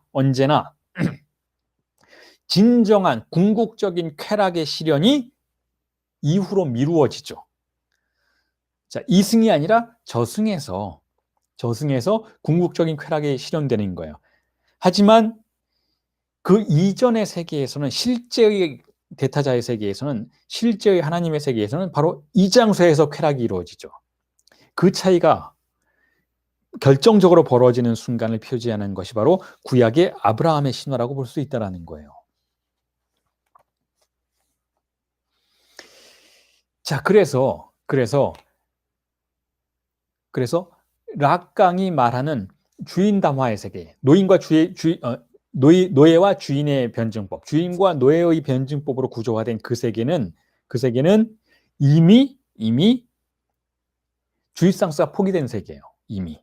그러니까 그 안에서 잉여향유가 발생하죠. 잉여향유는 주일상수가 아니다라고 분명히 여러 차례 강조해서 여러분들에게 설명을 드렸죠. 이제 충분히 이해하시겠죠. 주일상수가 포기되었어요. 주인 담화의 세계에는 잉여향유가 있을 뿐인 것이죠. 즉 아무리 노예를 다루고 노예를 소유한 주인이지만 주일상수는 없는 거예요. 자, 이 부분이 아까도 말씀드렸던 것처럼 헤겔과 락강의 미묘한 차이점이라고 볼 수가 있는 것이죠. 이 주인과 노예의 변증법을 처음으로 설정하고 역사를 바라보려고 했던 이 헤겔에게는 주인은 주일상수를 획득하는 존재인 거예요. 물론 노예에게 관계성에 의해서 종속되어 있지만 노예가 없으면 주인도 없지만 어쨌든 주인은 얻을 것을 얻는 존재인 것이죠. 그 대신 이 주인이 해야만 하는 일은 무엇인가 하면 헤겔에게 있어서는 자신을 죽음의 위협에 노출시켜야 돼요. 죽음과 맞서야 되는 존재인 거예요. 주인은 그런 존재인 거죠. 왕은 그런 존재인 거예요. 반면에 노예는 헤겔에게는 죽음으로부터 달아났기 때문에 죽음으로부터 자신은 전쟁에 나가도 되지 않아요. 여러분 고대 그리스의 이 사회를 공동체를 살펴보세요. 소크라테스도 그랬고 플라톤도 그랬고 어쨌든 그 시민들은 주인들이죠. 노예들의 주인들이잖아요. 시민들은 전쟁이 일어나면 목숨을 걸고 싸워야 돼. 그게 누가 되었건 시민들은 싸워야 하죠. 즉 죽음과 맞서는 거예요. 하지만 그 대신에 노예들은 전쟁에 나가지 않아요. 노예들은 그냥 집안에 숨어서 자신이 할 일을 하고 목숨을 부지할 수 있는 것이죠. 그러니까 노예들은 전쟁에 나가서 목숨을 걸지 않아요. 하지만 주인들은 나가서 싸워야 돼요. 자신의 재물을 지키기 위해서, 자신들의 노예를 지키기 위해서. 왜냐하면 노예는 소유물이니까 당시에는. 자, 목숨을 걸고 싸워야 하죠. 그 대신 주인들은 쾌락을 얻어요. 자신의 소유물을 가지고 주일상수에 접근한다라고 가정이 돼요. 헤겔에게는. 그리고 노예들은 죽음에 맞서서 싸우지 않아도 되는 대신에 주일상스를 포기해야 한다라고 그런 구도로 해결에게는 설명이 되고 있지만 락강에게 와서는 이것이 조금 변화하죠. 어떻게 변화하는가 하면 주인은 자신을 죽음의 위협에 빠뜨리지만 그걸 뒤집어 얘기한다면 죽음과 맞서요. 죽음을 관리하죠. 죽음과 항상 대면하고 있어요. 하지만 그 죽음의 영향 때문에 주일상스도 잃어버린다라는 거예요. 죽음과 마주했기 때문에 주일상스도 잃어버린다라는 관점이 주인 담화에서의 락강의 주인 개념이에요. 주일상스는 없다라는 거예요. 이 장소에는 주일상스가 없다라는 것이죠. 자, 이걸 조금 더 디테일한 방식으로 살펴보자면 이래요. 주인 담화에서 주인은 S1이잖아요. S1. 그렇죠? 충분히 설명을 드렸잖아요. S1. S1은 뭔가요? 사물의 위협으로부터 상징계를 처음으로 방어하는 존재인 거죠. 즉 주인들이에요. 왕들인 거죠. 군대를 가지고 이 외부의 야만인들과 맞서 싸워요. 야만족들과. 외부의 위협, 죽음의 위협과 부딪히죠. 부딪히는 것은 결국 사물 그 자체가 가지고 있는, 큰 사물이 가지고 있는 거칠고 다루기 불가능한 속성을 제압한다는 뜻이에요. 상징계가 사물을 살해하는 것이죠. 상징계가 사물을 살해하면 어떻게 되나요? 삶은 사라져요. 주일상스는 사라져요. 그냥 상징만 남아있는 것이죠. 상징만 남아있는 세계를 열어젖히는 것이 바로 주인이라는 거예요. 주인담화라는 것이죠. 그래서 이 주인 기표에 의해서 법이 도입되잖아요. 주인은 법을 통해서 지배하잖아요. 아까 크레온 말씀드렸던 것처럼 주인이라고 해서 왕이라고 해서 아무렇게나 할 수가 없어요. 자신도 법을 지켜야 돼요. 상징계의 재래의식 안으로 들어가야만 하는 것이죠. 그렇지 않다면 사실은 상징계의 주인이 지배하는 세계가 아니라 실제의 주인이 지배하는 세계인 것이죠. 도착적인 세계인 것이죠. 하지만 S1은 언어예요. S1은 언어의 시작점인 것이죠. 상징계의 시작점이기 때문에 결국 거세가 실행되는 단계 그 자체라고 볼 수 있어. 왕 스스로도 자신의 주일상스를 포기하는 시작점이라는 것이죠. 하나님 역시 인간의 목숨을 원하는 대신 상징만을 원하도록 강제받는 그러한 단계가 바로 S1의 시점이라는 것이니까 이 S1에 의해서 법이 도입되면 사물은 죽어요. 이제 사물들의 세계는 다 핍진화되어 목티피케이션이 되는 것이죠. 사물들의 세계는 다 불탄 영토가 되어버리는 것이죠. 그리고 나서 S1은 어떤 의미의 존재가 되는가 하면 죽음의 관리자가 되는 거예요. 죽음의 관리자. 상징들을 다루는 자가 되는 것이죠. 자, 그런데 우리가 무언가 향유하기 위해서는 주일상스를 체험하기 위해서는 살아있어야 하죠. 하지만 상징화되면 우리는 살아있는 신체를 가질 수가 없어요. 상징화된 신체는 결국 진짜 신체가 아니라 가상적 신체인 거예요. 상징계에 의해서 장악당한 신체인 것이니까 이렇게 상징화된 단계에서는 주일상스가 없다라는 것이죠. 주인에게 없어요. 가장 먼저 주인이 그것이 없다라는 걸 경험하는 첫 번째 존재라는 거예요. 그래서 여러분, 주인은 노동하지 않잖아요. 왕들은 노동하지 않죠. 고대 그리스의 시민들은 노동하지 않아요. 노동은 노예들이 하는 거예요. 노예들이 밭을 갈고 항아리를 만들고 집을 짓고 이거 다 노예들이 하는 거예요. 노예들이. 주인들은 시민들은 그런 노동을 하지 않죠. 왕들도 그런 노동을 하지 않아요. 하지만 주인들은 그 대신 어떤 일을 하나요? 재래의식을 담당하죠. 재래의식을. 여러분 멀리까지 갈 필요도 없이 조선의 왕들이 무엇을 했는지 살펴보세요. 조선의 왕들은 결코 노동을 하지 않아요. 노동을 하지 않아요. 물론 이제 좀 괴짜 왕들이 있긴 했었지만 어쨌든 조선의 왕들은 무엇을 첫 번째 임무로 생각했나요? 조선의 왕들을 보세요. 제사 지내는 걸 첫 번째 임무로 생각했죠. 제사를 지내는 것. 유교적인 그런 구조 속에서 죽은 자들에게 제사를 지내는 게 왕의 첫 번째 임무이자 아주 중요한 업무인 거죠. 예를 들어서 비가 오지 않아서 가뭄이 들어서 농사가 되지 않는다면 농부들이 농사를 짓지 못한다면 왕은 농부들에게 가서 군대를 보내서 함께 농사를 짓고 물을 퍼나르도록 도와주는 대신 뭘 하나요? 하늘에게 제사를 지내죠. 자, 왕의 임무는 그렇게 죽은 자들의 세계를 관리하는 거예요. 그건 어디나 마찬가지라는 거예요. 서구도 마찬가지였던 것이죠. 왕들이 기독교적인 구조 안에서 결국은 하나님이 제시하고 있는 그 죽은 자들의 세계의 대리인으로서 자신을 제시하고 그 모든 제례 행사들을 주관하는 것이 왕의 아주 중요한 임무라는 거예요. 고대 아즈텍으로부터 지금까지 왕의 임무는 주로 그러한 것이었는데 인신공양이 포기된 뒤에는 아즈텍의 왕들은 결국 주일상수에 접근할 수 있었지만 신의 대리인으로서 주일상수에 접근할 수 있었지만 인신공양이 포기된 이후의 세계의 주인들은 결코 죽음만을 관리할 뿐 그 핍진한 세계만을 살아갈 뿐 실제 주일상수에는 접근할 수 없는 존재가 된다라는 거예요.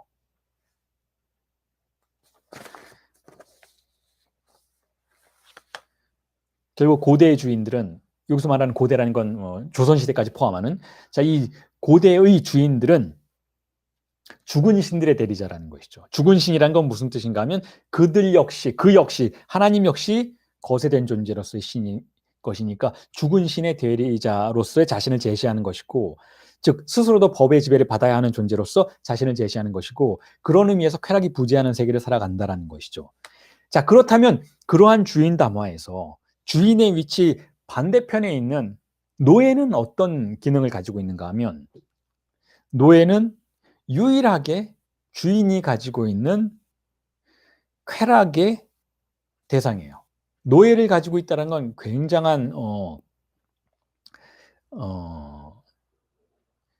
만족이죠. 노예가 많다라는 건 그 노예들이 군대에 나가 싸울 수도 있잖아요. 예전의 노예들은 그렇지 않았지만 어쨌든 그 노예들은 전쟁에 나가지는 않지만 전쟁에 나가는 그런 군대들을 보충해 주기도 하고 군대를 위해서 식량을 생산하기도 하고 어쨌든 강력한 공동체 부유한 국가의 아주 중요한 요소로서 노예들이 기능을 하고 있었던 것인데 자 그런 의미에서 주인은 노예가 자신의 주일상스 자체는 아니지만 왜냐하면 주일상스는 포기되었으니까 주일상스 자체는 아니지만 그 주일상스의 메타포라고 볼 수 있어요. 주일상스의 상징인 거예요. 주일상스에 대한 상징인 것이죠. 그래서 얼마만큼 많은 노예를 가지고 있는가가 그 왕의 만족도를 형성해 줄 수 있다는 거죠. 자, 그런 의미에서 또한 주인은 어떤 일을 해야 하는가 하면 노예들의 생명을 지켜야 돼요. 노예들을 돌보아 주어야 한다는 것이죠.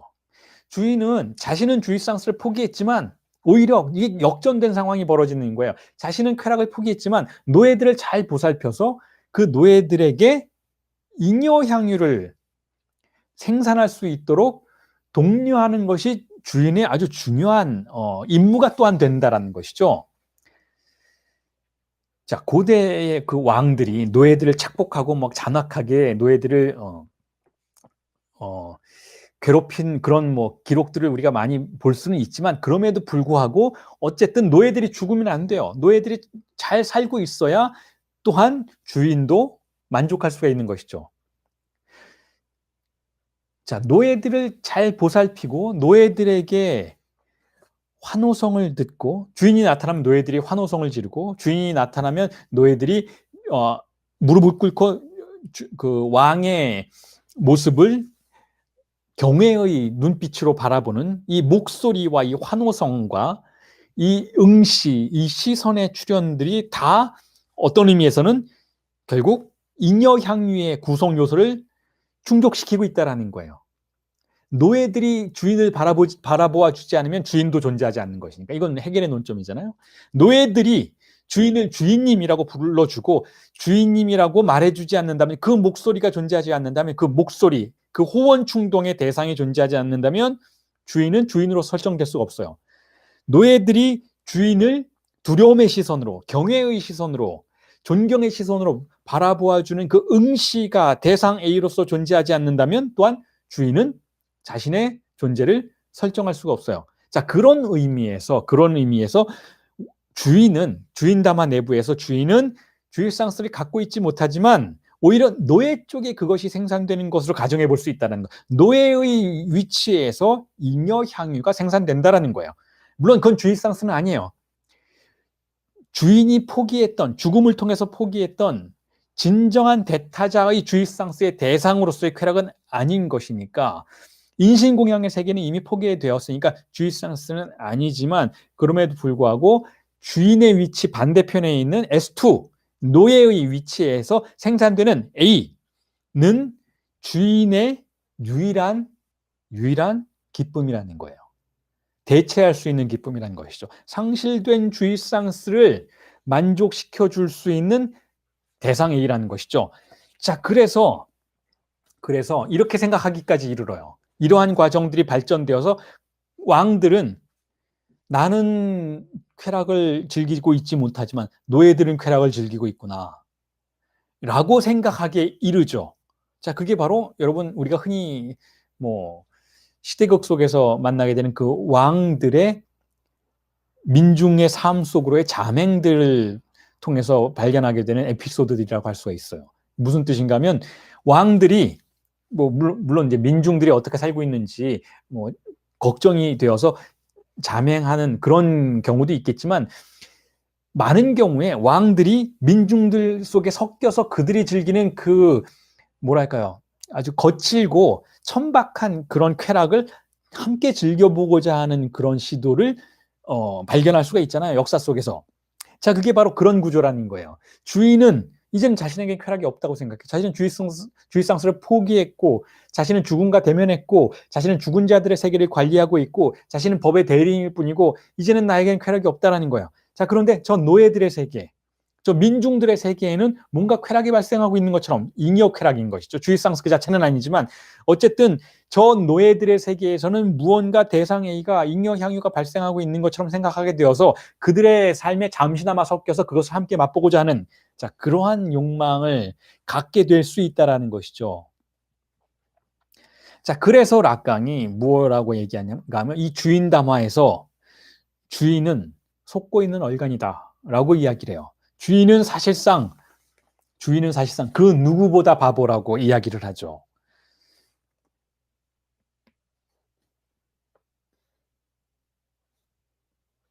그래서 또한 이런 표현을 써요. 세미나 16에서 주인은 그 노예들이 생산해내는 아주 조그마한 쾌락, 그걸 11조라고 불러요. 11조에 만족할 뿐이다 라는 표현을 쓰죠. 그 부분을 읽어드리겠습니다. 여러분들에게 나누어드린 텍스트에 23페이지에 있는 내용인데요. 이건 이제 세미나 16이 아니고 세미나 17이군요. 지난 1년간 우리가 다루어왔던 바로 그 세미나 17에 1970년 2월 11일 날 강의에서 이런 언급을 해요. 읽어드리겠습니다. Ils se contentaient de cette petite dîme, dans plus de jouir, dont après tout rien n'indique que l'esclave fut en lui-même malheureux de le donner. 자, 번역을 하면 이렇습니다. 자, 주인은 잉여향유라는 이 작은 11조에 만족하는데요. 무엇보다 그것을 상납하는 노예들이 불행하리라는 증표는 어디에도 없습니다. 자, 그러니까 주인은 노예들이 상납하는 그 잉여향유로서의 대상 A, S2가 상납하는 그 밑에 A, 아주 그 일부분에 불과한 그것에 만족을 하지만 노예들은 주인보다는 행복할 수 있다는 거예요. 노예들이 그렇게 불행하리라는 증표는 어디에도 없다는 것이죠. 그걸 상납한다고 해서 노예들이 더 불행할 것이다라고는 생각할 수 없다는 거예요. 자, 그런 의미에서 유일하게 주인 담화의 구조 내부에서 유일하게 향유하는 것은 노예들이 아닌가라고 생각해 볼 수 있다는 거예요. 왜냐하면 이 구조 안에서 대타자의 주입상스의 대상은 노예들이니까, 노예의 위치에서 향유가 일어나고 있으니까. 게다가 노예들의 삶은 아까 말씀드렸던 것처럼 죽음과 대적할 필요가 없는 거죠. 죽음과 대적할 필요가 없기 때문에 죽음을 가정할 필요가 없어. 사물의 죽음을 가정할 필요가 없다는 것이죠. 조금 더 사물에 접근한 상태에서 주입상스가 생산될 수 있는 여지를 갖게 된다는 것이죠. 자, 주인담화를, 자, 이 안에서는 주의상스가 없지만 이 주인담화의 구조를 그대로 성도차계 구조와 연결시켜서 해명해 본다면 조금 더 이해가 쉬울 거라는 것이죠. 자, 성도차계 구조로서 주인담화를 가정한다면 주인담화를 다시 써볼 수가 있어요, 우리가. 자, 여러분들에게 나눠드린 텍스트에 그 주인담화의 도식이 있으니까 그 부분을 살펴보시면서 제 말을 한번 들어보시기 바랍니다. 22페이지에 있습니다. 그 주인담화의 구조. 자, 보세요. S1은 어떤 위치인가 하면 주인의 위치이죠. 혹은 주인의 대리자의 위치예요. 자, 그걸 우리가 이렇게 생각해 볼 수 있죠. 그렇다면 세디스트의 위치다라고. S1은 주인이니까 명령하는 자이니까 세디스트의 위치예요. 세디스트. 자, 세디스트의 위치인데 혹은 주인의 대리자의 위치라고 볼 수가 있어요. 자, 거기에는 그런데 진리가 어떤 형식으로 존재하나요? 바로 그 왼쪽 상단의 S1의 밑에 아까 말씀드렸듯이 빗금친 S가 있죠. 빗금친 S가 있다는 것은 쾌락이 없다는 거예요. 그러니까 어떤 의미에서 세디스트는 쾌락이 별로 없어요, 여러분. 도착자이기는 하지만 한번 우회로를 거치는 기이한 도착의 구조예요. 세디스트는 참으로 기이한 도착이에요. 가학증의 성도착의 주체는 진짜로 쾌락을 완전히 즐기지는 못하는 주체인 거예요. 그러니까 더욱더 잔혹해질 수밖에 없는 거예요. 왜냐하면 만족이 안 되니까 더욱더 강한 것을 원하죠.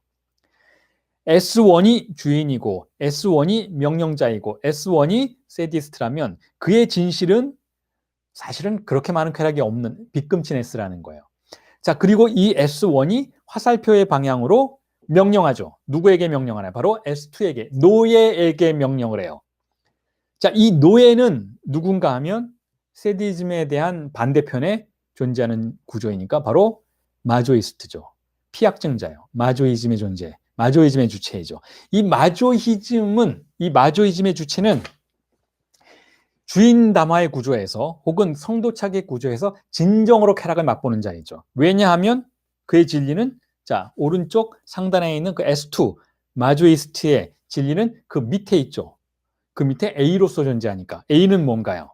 A는 잉여향유이죠. 그리고 잉여향유는 무엇인가요?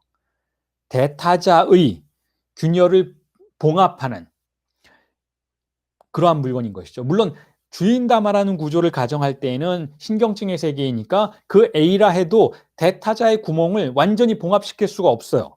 완전히 봉합이 안 되니까 항상 불만족이 존재하게 되죠. 그냥 잉여적인 향유, 11조에 불과하다는 거예요. 조금 전에 말씀드렸던 것처럼 신경증의 구조 속에서는 이 대상 A가 아무리 발생한다 해도 주인에게는 그닥 만족이 되지는 않아요. 왜냐하면 그냥 그저 그런 거니까. 11조에 불과한 것이니까. 물론 S2에게, 노예들에게는 어느 정도 그것이 만족을 줄 수는 있을지 몰라도 그럼에도 불구하고 노예들 역시 신경증의 구조 내부에 존재하는 것이니까 전체적인 구조 안에서 이 세 개를 실제의 대타자의 수준으로 인신공양의 수준으로 되돌릴 수는 없어요. 주인담화라는 건 신경증의 세계의 시작점인 것이니까 이미 모두가 결여된 존재, 결여가 어디에든 존재하는 그러한 세계를 가정하는 것이죠. 하지만 지금 제가 여러분들에게 말씀드리는 방식은 이 주인담화를 성도착의 구조를 은유하는 다른 방식으로 해석해 보자라는 그러한 제안이었으니까 자, 여기서 S2는 다시 한번 말씀드리지만 S1에 대해서 S2는 마조이스트예요. S1은 세디스트죠. 세디스트는 S2에게 명령하고 공격해요. 고통을 주죠. 자, 그럴 때 이 S2는 무엇을 생산해내는가 하면 자신의 신체를 도구로 해서 대상 A를 생산해내는데 이 대상 A는 물신의 수준으로 격상된다라는 거예요. 물신의 수준으로 격상된다라는 건 무슨 얘기인가 하면 상징계 혹은 대타자의 구멍을 완전히 봉합하는 수준의 A를 생산해낼 수 있다는 것이죠. 그렇게 함으로써 그렇게 자신의 신체를 통해서 그렇게 하는 것이죠. 이 대상 A가 결국은 S2의 노예 혹은 마조이스트의 신체 그 자체인 거예요. 물론 물건일 때도 있지만 혹은 어떤 상황일 때도 있지만 어쨌든 혹은 뭐 시선이나 응시나 목소리일 때도 있지만 어쨌든 이 대상 A를 생산해내는 것은 마조이스트라는 거예요. S2라는 것이죠. 그렇게 함으로써 이 주인담화의 구조는 성도착의 구조에서는 다른 방식으로 기능하게 된다는 거죠. 주인담화가 신경증의 구조에서는 여전히 균열을 완전히 봉합하지 못하는 방식으로 상징계를 작동시키는 욕망의 세계를 계속해서 운영하게 만드는 그러한 기능을 하게 되지만, 이 주인담화를 성도착의 담화로서 뒤집어서 생각해 본다면 이 대상 A는 모든 걸 실현시켜버리는, 모든 결여를 다 일시적으로 봉합시켜버리는 그런 구조를 갖게 된다라는 것이죠.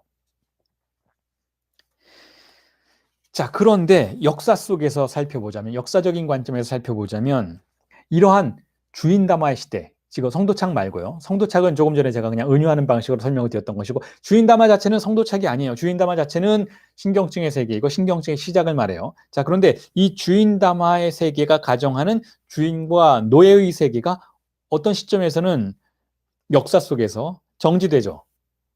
그리고 다른 대타자가 등장하죠. 자, 이게 무슨 이야기인가 하면, 첫 번째는 지금까지 우리가 살펴본 그 대타자의 역사성 속에서 첫 번째 대타자는 실제의 대타자였어요. 인신공양, 사람의 목숨을 가장 소중한 것을, 주일상스의 대상 그 자체를 나에게 가져오라 라고 명령하는 대타자였던 거죠. 자, 그게 원시적인 대타자라고 부를 수가 있어요. 원시적 대타자의 세계, 인신공양의 세계. 그러다가 아브라함 이후에, 혹은 아브라함과 유사한 그러한 표지 속에서 우리가 발견하게 되는 상징계의 대타자의 시대가 도래하죠. 이게 바로 주인담화의 시대예요. 상징계의 대타자의 시대는 주인과 노예의 세계를 말해요. 자, 이 주인과 노예의 세계의 대타자의 시기가 쭉 이어지다가 또 한 번의 역사적인 변화를 겪게 되죠. 그 역사적인 변화가 바로 노예제의 폐지인 것이죠. 노예제도가 폐지되고 자본주의가 도래한 시대인 거예요. 자본주의가 도래한 시대. 이 자본주의가 도래하는 시대에는, 자, 어떤 종류의 잉여 향유가 등장하는가 하면 잉여 가치로서의 잉여 향유가 등장하죠. 자본의 시스템이 잉여 가치를 다른 형태로 생산해내기 시작한다는 거예요. 그러니까 자본주의라는 체제가 등장하면서 기존에 존재하던 주인과 노예의 구조를 변화시킨다는 거죠. 변화시키고 여기서 또 한 번의 상실이 일어난다라고 락강은 이야기해요. 어떤 상실이 일어나는가 하면 지식 역시 상실된다라고 이야기를 하죠. 그게 무슨 뜻인가 하면 제가 세미나 17 강의할 때 여러분들에게 여러 차례 말씀을 드렸던 것처럼, 우리가 노예라고 생각한다면 흔히 요즘에 생각하는 어떤 뭐 노예 같은 삶, 노예들이라는 어떤 그런 이미지보다는 조금 더 고대적인 이미지가 붙여져 있어요. 그게 무슨 뜻인가 하면, 아까 말씀드렸던 것처럼 주인은 노동을 하지 않고, 노동을 하지 않기 때문에 기술도 없어요. 주인은 아까 말씀드렸던 것처럼 철학을 한다든지, 고대 그리스인들처럼 정치를 한다든지, 아니면 뭐 재래의식에 몰두한다든지, 자, 이럴 뿐이지 법률을, 어떤 사람들을 통치하는 법률에 몰두한다든지 이럴 뿐이지, 자동차를 어떻게 만드는지, 수레를 어떻게 만드는지, 혹은 집을 어떻게 짓는지는 알지 못한다는 거예요. 주인들은 그런 지식이 없어요. 지식의 소유는 누구였는가 하면 바로 노예들에 속하는 것이었죠. 노예들이 지식을 소유했어요. 노예들이. 자, 아까 말씀드렸던 것처럼 고대의 주인과 노예의 구조 속에서의 사회에서는 지식, 무언가를 만들어내고, 이런 지식은 노예들의 소유였다라는 것이죠.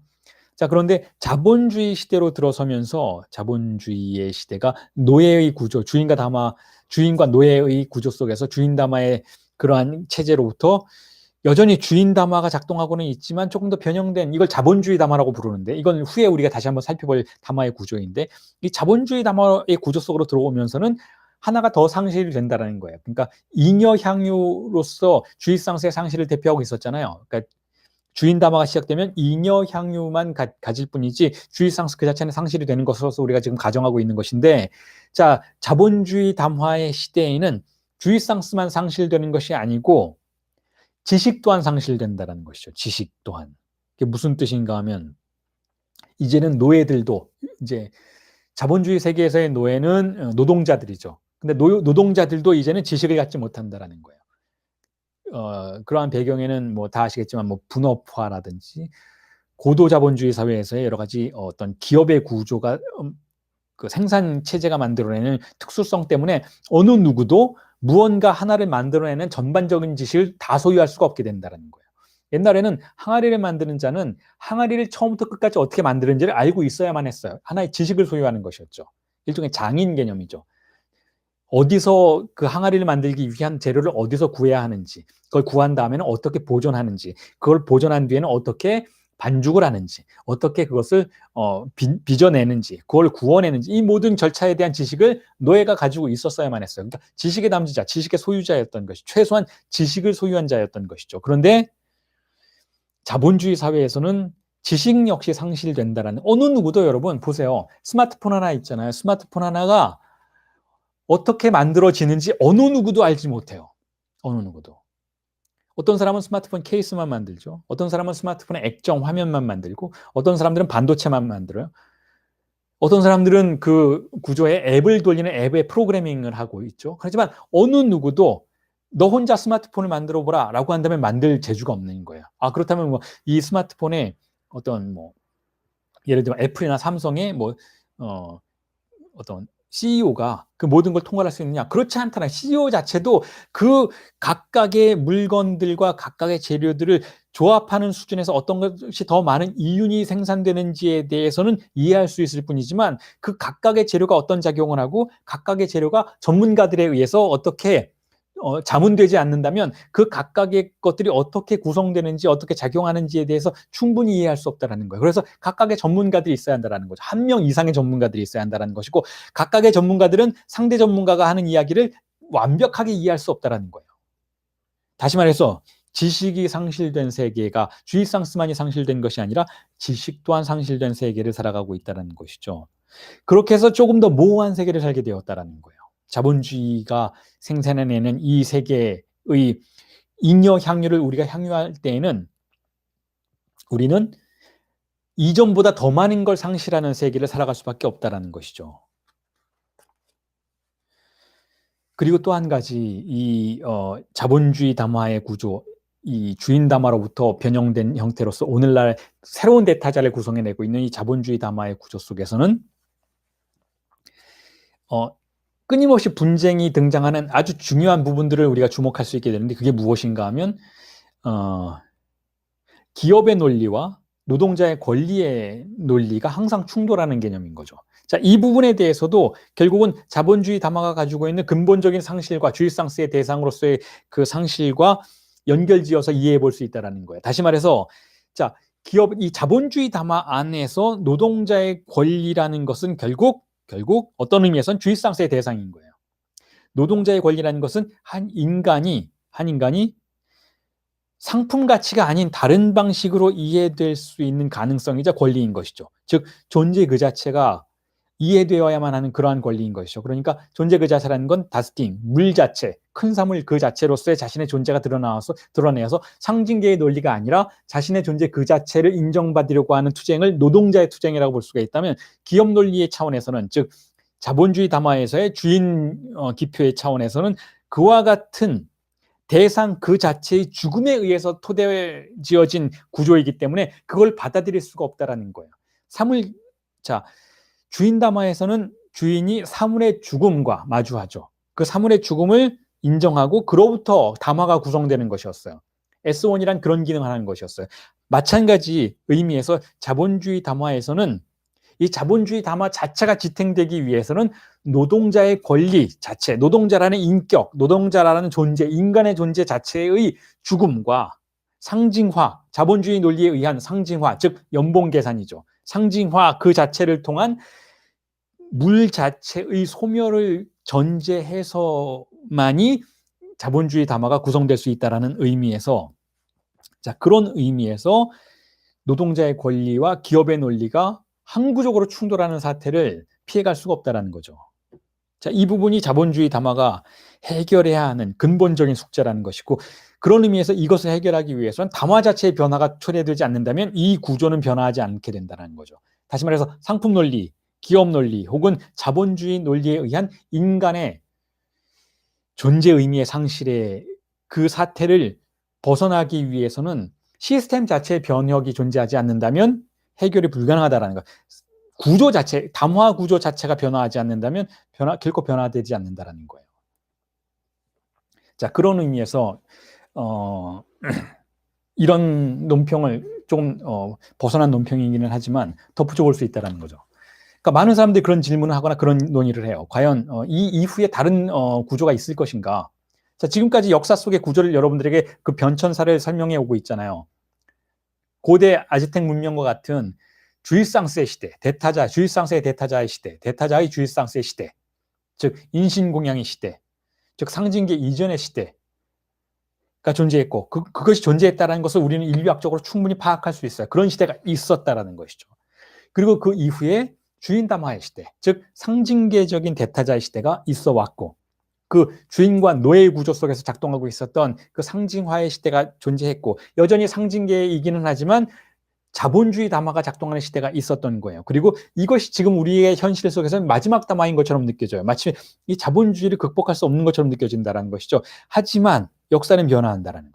결코 역사는 멈추지 않는다는 것이죠. 언젠가는 다른 형태의 담화 구조가 등장한다는 거예요. 자본주의 담화가 아닌 다른 담화. 이 다른 담화 구조를 해석해내고 가늠해 보려고 하는 자들이 바로 철학자들이에요.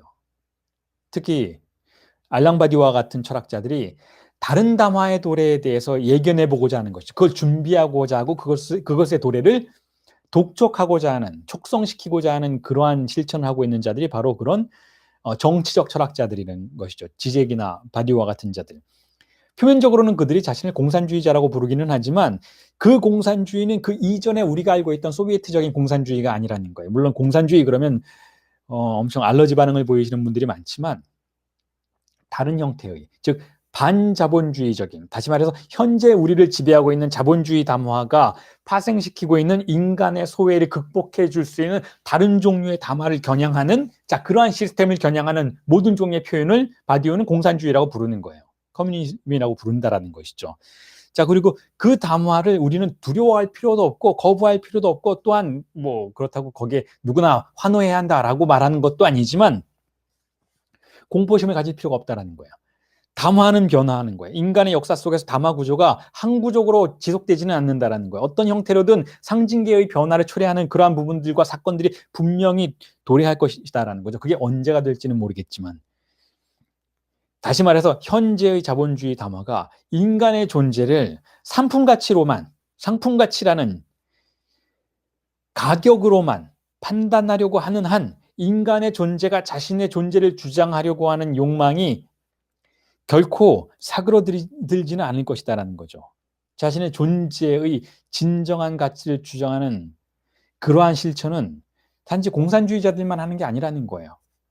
진리를 추구하는 누구나가 그렇게 한다라는 것이죠. 기업 내에서 아무리 기업의 논리에 동의한다 해도 나 자신의 존재와 삶에 대해서 인정받으려고 하는 모든 존재들은 결국 자본주의 담화의 권력과 맞서고 있는 것이라고 할 수 있다라는 것이죠.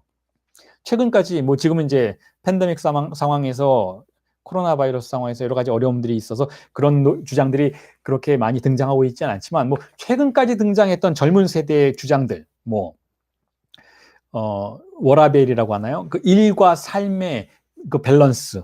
다시 말해서 나는 일하는 기계가 아니다라는 것. 일하는 기계가 아니라는 것. 나 역시 즐겨야 한다라는 것. 즐긴다는 건 뭔가요? 그냥 뭐 맛있는 걸 먹고 뭐 좋은 데 가서 뭐 춤추고 이게 전부가 아니라는 것. 나 자신의 존재가 인정받고 나 자신의 삶이 행복한 것을 체험하고 싶다라는 그 존재 주장 자체가 여러분 굉장히 반자본주의적인 생각이라는 거예요.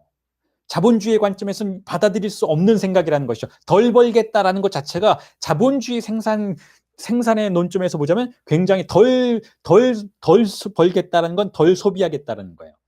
덜 벌겠다라는 것은 좀 덜 벌고도 나는 내 인생을 내 저녁이 있는 삶을 살고 싶다라는 것은 물론 더 많이 벌고 더 많이 즐기면 그건 더할 나위 없이 좋겠지만 그게 불가능하다면 나는 덜 벌지라도 덜 소비할지라도 나의 삶을 찾고 싶다. 나의 가족과 나의 존재와 나의 행복을 찾고 싶다라는 것은 엄밀한 의미에선 굉장히 반자본주의적인 생각이라는 거예요.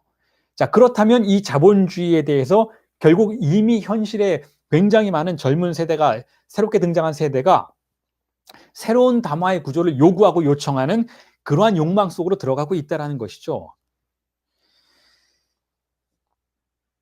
자, 그런 의미에서 담화의 구조의 변천의 역사들을 살펴보았는데, 자, 여기까지가 정리를 해보자면 이렇습니다. 우리가 정신분석, 락카니안 정신분석에서 대타자라고 하면서 굉장히 쉽게 말해왔어요. 쉽게 말해왔고 아주 한정된 영역에서 그 대타자라는 용어를 이리저리 사용해왔어요, 사실은. 뭐 문화비평 속에서 사용해왔고 대타자라는 개념을 다 여러 가지 관점에서 사용해왔지만 락강이 말하는 대타자라는 개념은 락강이 발명해낸, 그래서 이론적인 도구로서 사용해왔던 그 대타자라는 개념은 그렇게 협소한 개념이 아니라는 거예요.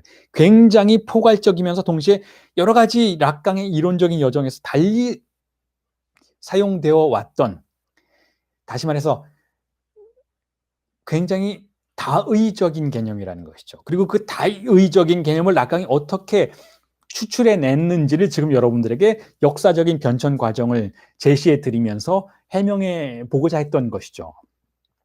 자, 그래서 이 대타자라는 개념이 없다면 우리는 주의상스라는 개념을 이해할 수 없다는 걸 여러분 이제 충분히 파악하셨을 거예요. 대타자라는 개념이 없다면 우리는 주의상스가 뭔지 이해할 수가 없어요. 그리고 이 주의상스가 대타자와 어떻게 연결되어 있는지를 알지 못한다면 동시에 세미나 16과 17의 새로운 도입이기도 한 새로운 이론적인 전개였던 잉여향유의 개념을 이해할 수가 없다는 것이죠. 그렇기 때문에 지금 이번 수업에서는 네 개의 담화 구조에 대해서 여러분들에게 설명드리고자 제가 했잖아요. 그런데 이 네 개의 담화 구조, 세미나 17에서 락강이 설정한 이 네 개의 담화 구조를 설명하기 위해서는 이 네 개의 담화 구조에서 작동하고 있는 핵심적인 요소인 잉여향유를 설명해야 했던 것이고, 이 잉여향유를 설명하기 위해서는 결국 세미나 16의 여러 문장들을 살펴보아야 했던 것이고, 그리고 이 잉여향유를 이해하기 위해서는 주의상스가 무엇이었는지를 이해해야만 했던 것이고, 이 주의상스의 개념에 대해서 이해하기 위해서 여러분들에게 제가 세미나 7에서 언급되었던 큰 사물에 대해서 설명을 했던 것이고, 이 큰 사물의 주의상스에 대해서 설명하기 위해서는 그 큰 사물을 일종의 대상으로 가정할 수밖에 없었던 것이고, 그 큰 사물의 대상이 누구를 주인으로 하느냐를 설명하기 위해서는 대타자를 설정할 수밖에 없었던 것이고, 이 대타자를 설명하기 위해서는 또한 이 대타자라는 개념이 역사 속에서 어떻게 변화되었는지를 설명할 수밖에 없었다라는 거예요. 그걸 하기 위해서 지금까지 여러분들에게 제가 여러 가지 개념들을 아주 일관된 흐름 속에서 제시해 왔다라는 것이죠. 대타자라는 개념은 잉여향유를 이해하기 위한 열쇠 개념이었다라는 거죠. 그리고 이 대타자라는 개념은 또한 이 강의를 지금 현재 듣고 계신 상담사 여러분들에게 제가, 혹은 교육 분석을 받고 계신 분들에게 말씀드리고 싶은 건 바로 이런 부분이에요. 이 대타자라는 개념이 어떻게 실제의 대타자와 상징계의 대타자와 나뉘는지, 그리고 그 두 개가 여전히 공존하는지를 여러분들이 염두에 두셔야만 실제 임상에서 내담자가 무엇에 지배받고 있는지를 이해할 수 있게 된다는 거예요. 내담자는 우리 모두가 그런 것처럼 대타자의 지배를 받고 있습니다. 그건 충분히 이해하실 거예요. 대타자의 지배를 받고 있어요. 바로 그 부분을 지적하기 위해서 락강이 신은 무엇이기다 라고 이야기한 거예요. 우리 모두가, 그리고 분석 상황에서 내담자가 지배를 받고 있는 것은 신이에요. 그 신은 아무리 내담자가 무신론자라 해도 지배를 받고 있는 신인 것이죠. 초월적인 존재인 거예요. 그리고 그 신을 우리는 대타자라고 부르는데, 마치 아브라함의 하나님이 그랬던 것처럼 아브라함의 하나님이 이삭을 바쳐라, 아니다, 양을 바쳐라, 이렇게 변덕을 부릴 수 있었던 것처럼, 즉 실제의 대타자와 상징계의 대타자, 이 양쪽으로 모습을 변화시킬 수 있었던 것처럼 내담자를 지배하고 있는 대타자 역시 실제의 대타자였다가 상징계의 대타자일 수도 있다는 거예요. 그리고 그 모습을 꿈속에서 보여주었던 것이 바로 세미나 11에 아이가 불타는 꿈을 꾸었던 아버지의 꿈이라는 것이죠. 내담자가 때로는 굉장히 잔혹한 욕망 속으로 들어갈 때가 있다는 거예요. 그 잔혹한 욕망, 자기 스스로도 이해할 수 없는 파괴적인 욕구, 스스로를 파괴하든지 상대방을 파괴하든지 아니면 분석가를 파괴하려고 하든지, 그 파괴적인 욕망 속으로 들어갈 때 내담자가 지배받게 되는 대타자가 바로 아브라함의 하나님, 이삭을 죽이라고 하는 바로 그 인신공양의 하나님 대타자라는 거예요. 자, 마치겠습니다. 수고하셨습니다.